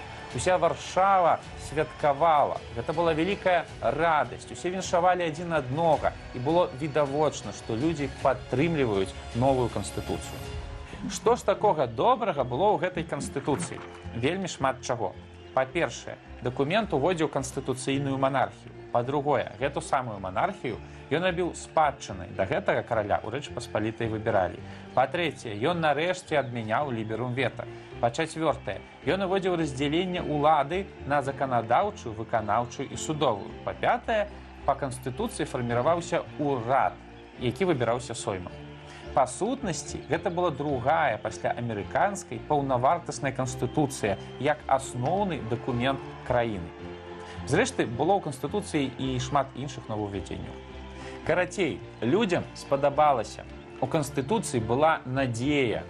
І на самім сойме, і пасля на павятовых сойміках ідэі новага дакумента ўсюды перамагалі. Прычым нашыя продкі ў Вялікім княстве падтрымлівалі канстытуцыю асабліва актыўна. Ты ж казаў, што ў канстытуцыі не было ЛКЛ. Чаго яны радаваліся? Ага. Так, у асноўным дакуменце не было. Патрыёты проста баяліся, што гэта складанае пытанне зацягне абмеркаванне ў багну. А вось калі зразумелі, што дакумент прыняты народам, паслы селі і ў кастрычніку 1791 года прынялі дакумент пад назвай «Узаемныя заручыны абодвух народаў», дзе і прапісалі сістэму кіравання ВКЛ і яе ўзаемаадносіны з Польшай. Па выніку літвіны нават выйгралі ў сваіх правах. Гэта быў Тимоха Кудович і яго вусы скарыны. А нам хочацца працягнуць тэму Канстытуцыі 3 траўня. Таму мы запрасілі адмысловага госця. У нас у студыі беларускі гісторык, дактарант Беластоцкага універсітэта Андрэй Радаман. Андрэй, добрай раніцай. Дзякуй вялікі, што пагадзіліся завітаць да нас. Ці сапраўды беларусы таксама могуць вось гэтую канстытуцыю 3 мая лічыць нашай спадчынай беларускай? Безумоўна, могуць, бо у яе распрацоўцы, у яе прыняцці прымалі ўдзел нашыя продкі.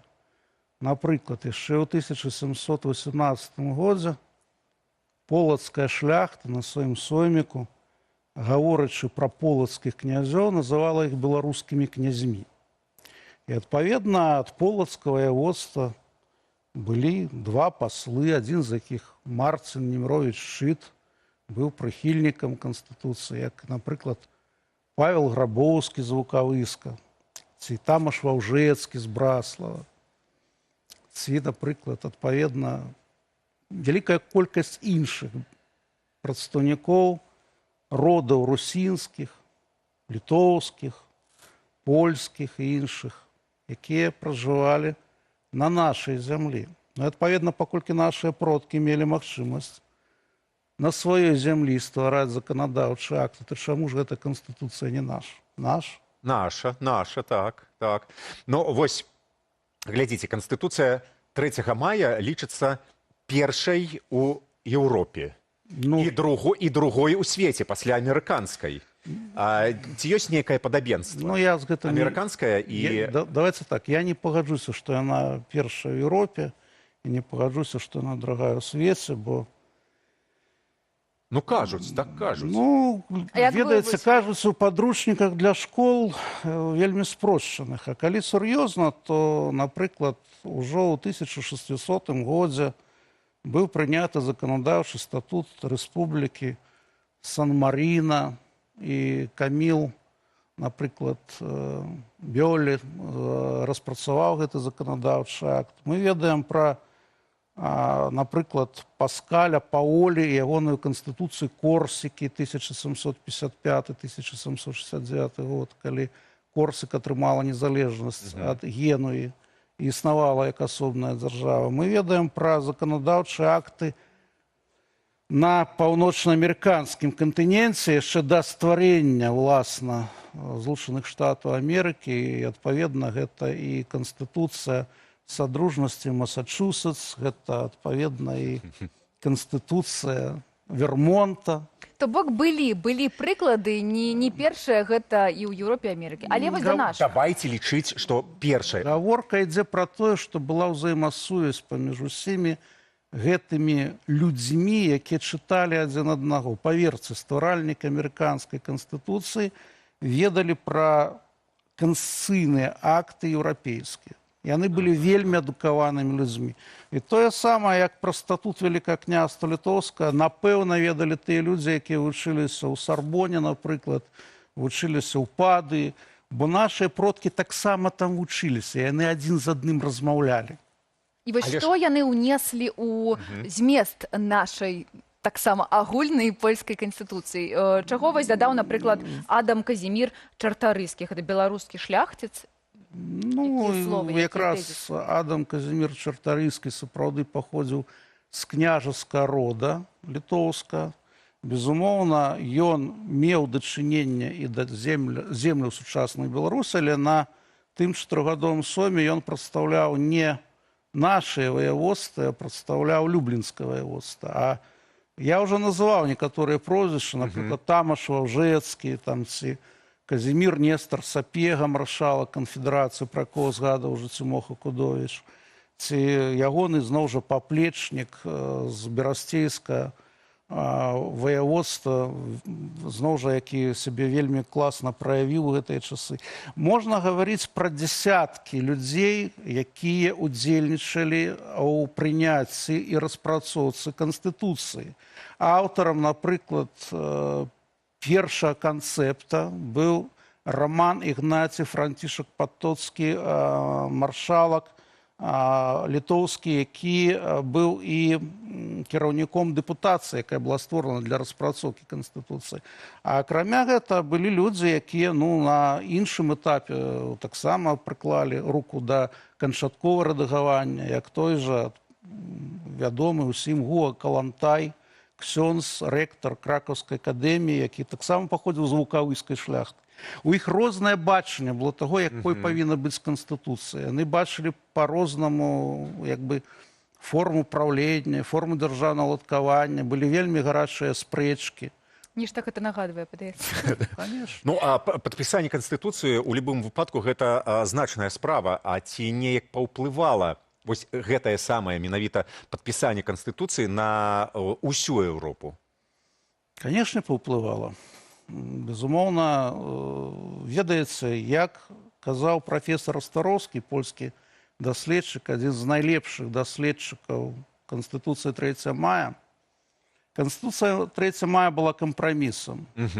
І сам монарх Станіслаў Август Панятоўскі, які быў пахаваны, як вы памятаеце, перапахаваны ў Воўчыне, ў Камянецкім раёне, быў прыхільнікам англійскай мадэлі, ён быў увогуле прыхільнікам унітарызму, стварэння унітарнай дзяржавы.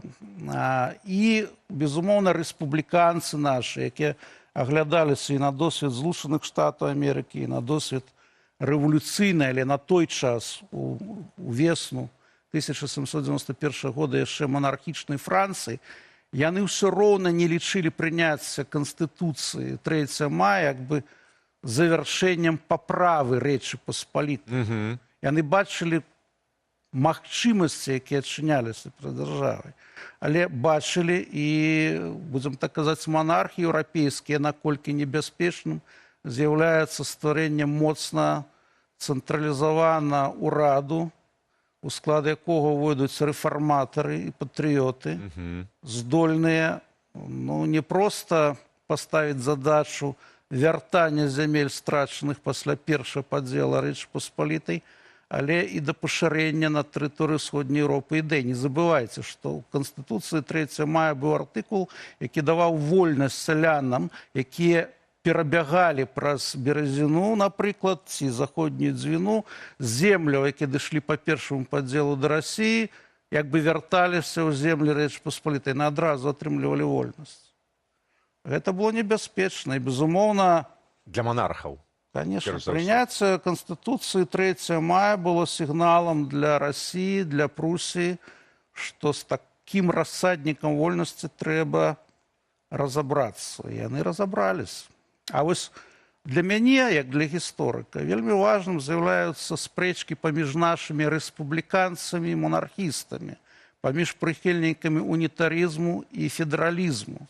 Что вы маете на увазе нашими? І якія спрэчкі? Спрэчкі вельмі сур'ёзныя. І, на жаль, фармат гэтай праграмы не дае магчымасць пра гэта расказаць. Нашими вы маеце на увазе беларускімі рэспубліканцамі і монархістамі? У тым ліку, я зараз не буду ўжываць тэрмін беларускія, бо людзі, якія жылі ў канцы 18 стагоддзя, ўжывалі тэрмін Беларусі, беларускі трошкі іншым значэнні, чым і сёння. Але грамадзяне, ці абывацелі Вялікага княства Літоўска, Рускай, Жамойскай, сярод якіх былі будучыя лідары паўстання 1794 года, адпаведна і Тадэўш Касцюшка, і Тамаш Ваўжэцкі, яны ставілі значна больш сур'ёзныя задачы на будучыню. Яны сапраўды марылі пра дзяржаўны лад, які будзе адпавядаць праўдзіваму значэнню паняцця рэспубліка, дзе будуць грамадзяне, якія будуць прымаць рашэнні дзеля карысці ўсіх. Гэта тое, што магло выратаваць нас у 19 Гэта ўсё глыбока. Гэта глыбока, але падаецца вельмі актуальна зараз, бо мы да гэтага зноў вяртаемся. І мне падабалася, як вы сказалі, што наша частка зямель, вось нашай беларушчыны, гэта была частка рассаднік вольнасці. Таксама, мне падаецца, мы зараз падкрэслілі, дзякую вам за гэта вялікі, той, што гісторыя Беларусі — гэта гісторыя еўрапейская. Таму рассадніца вольнасці і частка Еўропы, Беларусь. Дзякуй вам за тое, што вы гэта не толькі даследуеце, але і распавядаеце. Прыходзьце да нас яшчэ. Гэта быў Андрэй Радаман. І раю паглядзець каву з гісторыкамі, дзе мы з калегамі. Што пачытаць? Вось, каву з гісторыкамі. Караценька па-беларуску прачытаецца артыкул Юліуша Бардаха, Конституція 3 мая, ўзаемнае заручнае. Юліуш Бардах. Знайдзіце, ў інтэрнэце ёсць. Па-польску пачытаецца, безумоўна, Андрэя Страйноўска, ці Анджэя Страйноўска, адпаведна, пачытаць Міхальска, Раствароўска, шмат добрых монаграфій. І пра каву з гісторыкамі. Дзякуй. Шаноўныя сябры, а мы вяртаемся ў рэчаіснасці, нават трошкі зазірнем у будучыню разам з Вольгай Старсцінай.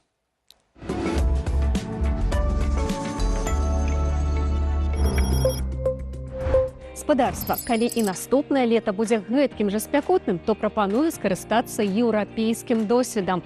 Там ежу пачалі гатаваць на сонцы. Марсель – паўднёвы французскі горад і ідэальнае месца для аматараў сонечнай кулінарыі. Энергія для гатавання страваў бясплатная, а смак такі ж, калі не лепшы. Цудоўна, вельмі смачна. Гэтак выглядае сонечная печка. Прамені трапляюць на люстэркі. Тыя награваюць форму, у якую змяшчаюць гародніну, мяса або рыбу. Падчас прапарвання прадукты гатуюцца ва ўласным соку, захоўваючы ўсе пажыўныя рэчывы. Гэтая кухонная прылада скарыла нават мішленаўскага кухмістра. Сонечная печка – гэта самая прыгожая гармонія, што я сустракала ў кулінарыі. Ідэя сонечнай гастраноміі прыйшла ў галаву былому авіяцыйнаму інжынеру П'еру Андре Аберу. Каб зрэалізаваць сваю задуму, ён абвясціў збор сродкаў і сабраў больш за 1,5 мільёна еўраў. Пабудаваная на гэтыя грошы рэстарацыя атрымала найвышэйшы экалагічны сертыфікат да захаплення наведнікаў. Гэта выдатна, што выкарыстоўваецца сонечная энергія замест электрычнасці. Нам варта зірнуць, напрыклад, ЗША, дзе ў рэкордныя тэрміны пабудавалі велізарны квартал з дапамогай 3D-прынтара. Гэтыя будынкі ў штаце Тэхас паўсталі дзякуючы працы гіганцкай 3D-друкаркі «Вулкан». Яе шырыня больше за 14 метраў, а вага 5 тонаў.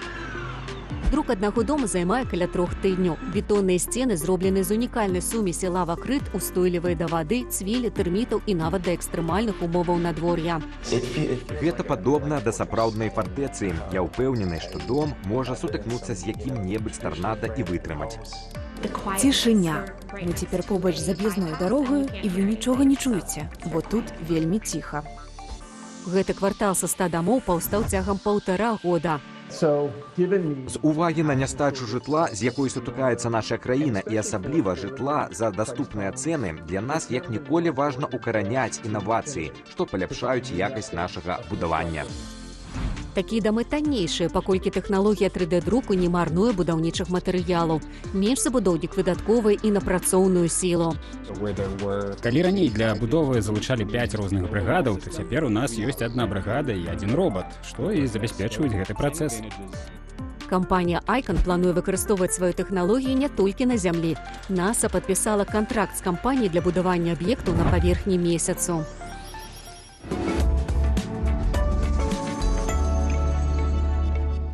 Надрукаваць хату на прынтары, падаецца, гадоў 20 назад за такі выраз можна было ў навінкі з'ездзіць, ведаеш? Але ж прагрэс нельга спыніць. Нават з Беларусі у нас ёсць вельмі тэхналагічныя навіны. У Мінску, напрыклад, з'явілася рабатызаваная аптэка. Як выглядае, я не ведаю, але ж можам паслухаць, што пра яе расказваюць іншыя.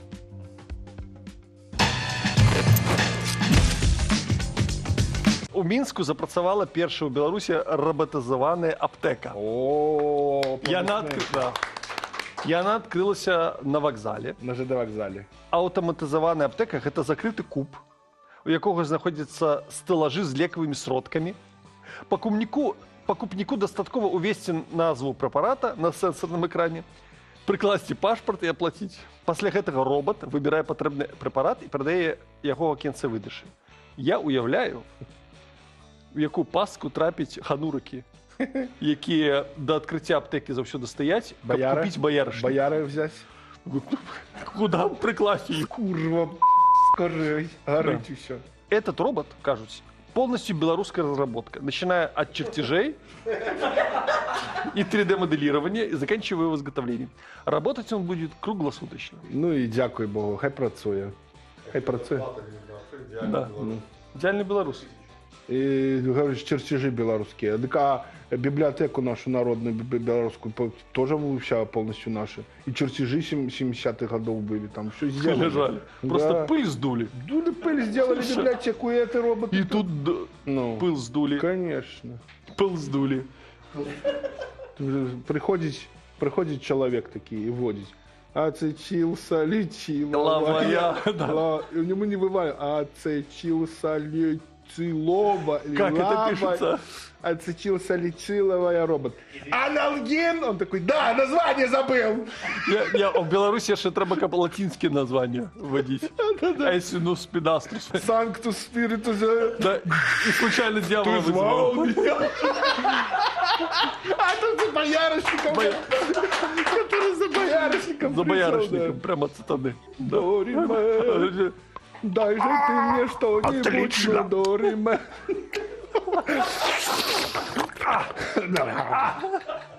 Роботизованная аптека. Да. Минскую 4 мне дай. Ислач. В аду Ислач хочу. Как это по латыни? Ислач.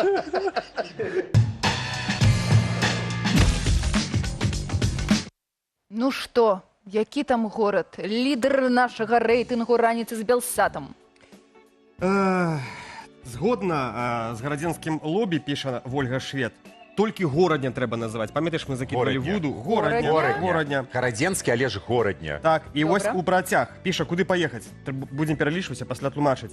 Альманы, Балоты, правильно я разумею? Альманские болоты. Так. Пинск. Ясно. Браславы. Супер. Добре. Так. Глибокая. Хапай у нас Местинову. Глибокая. А что? у Я не до конца. глибоком? Окромя... Їсти треба, ну що?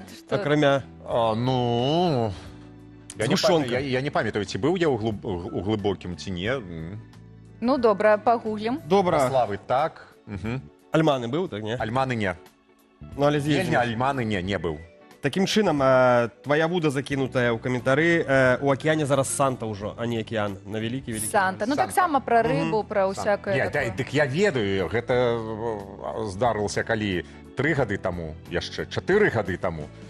Калі зачынілі акіян, і вось гэтую вот чешую нават знялі. Вот за чешуюшка, да.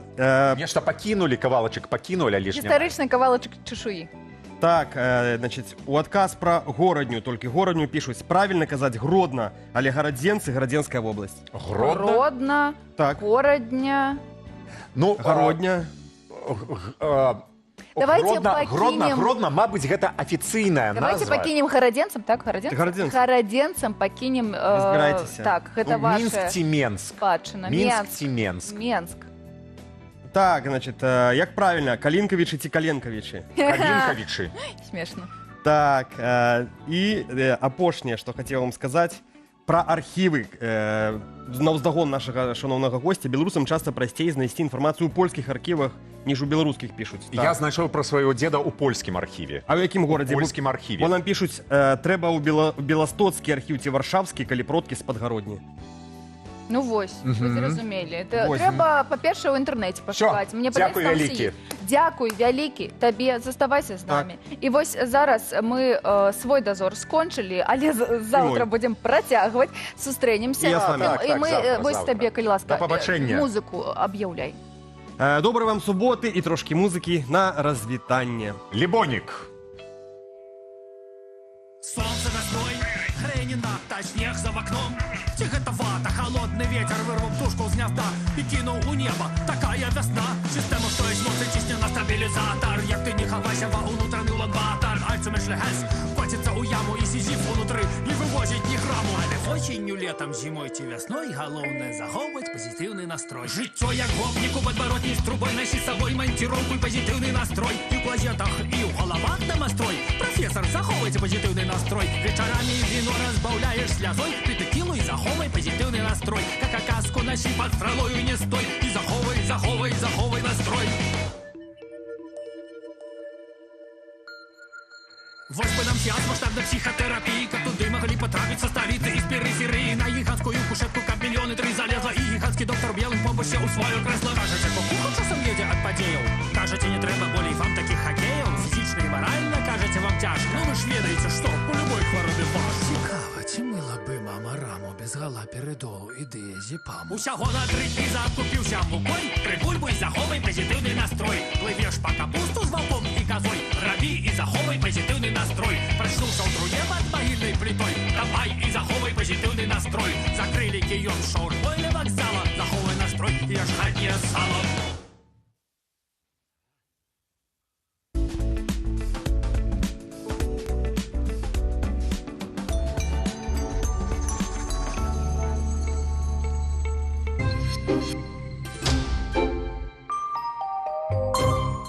Ці можна знайсці сапраўдную адзіную праўду пра другую сусветную вайну?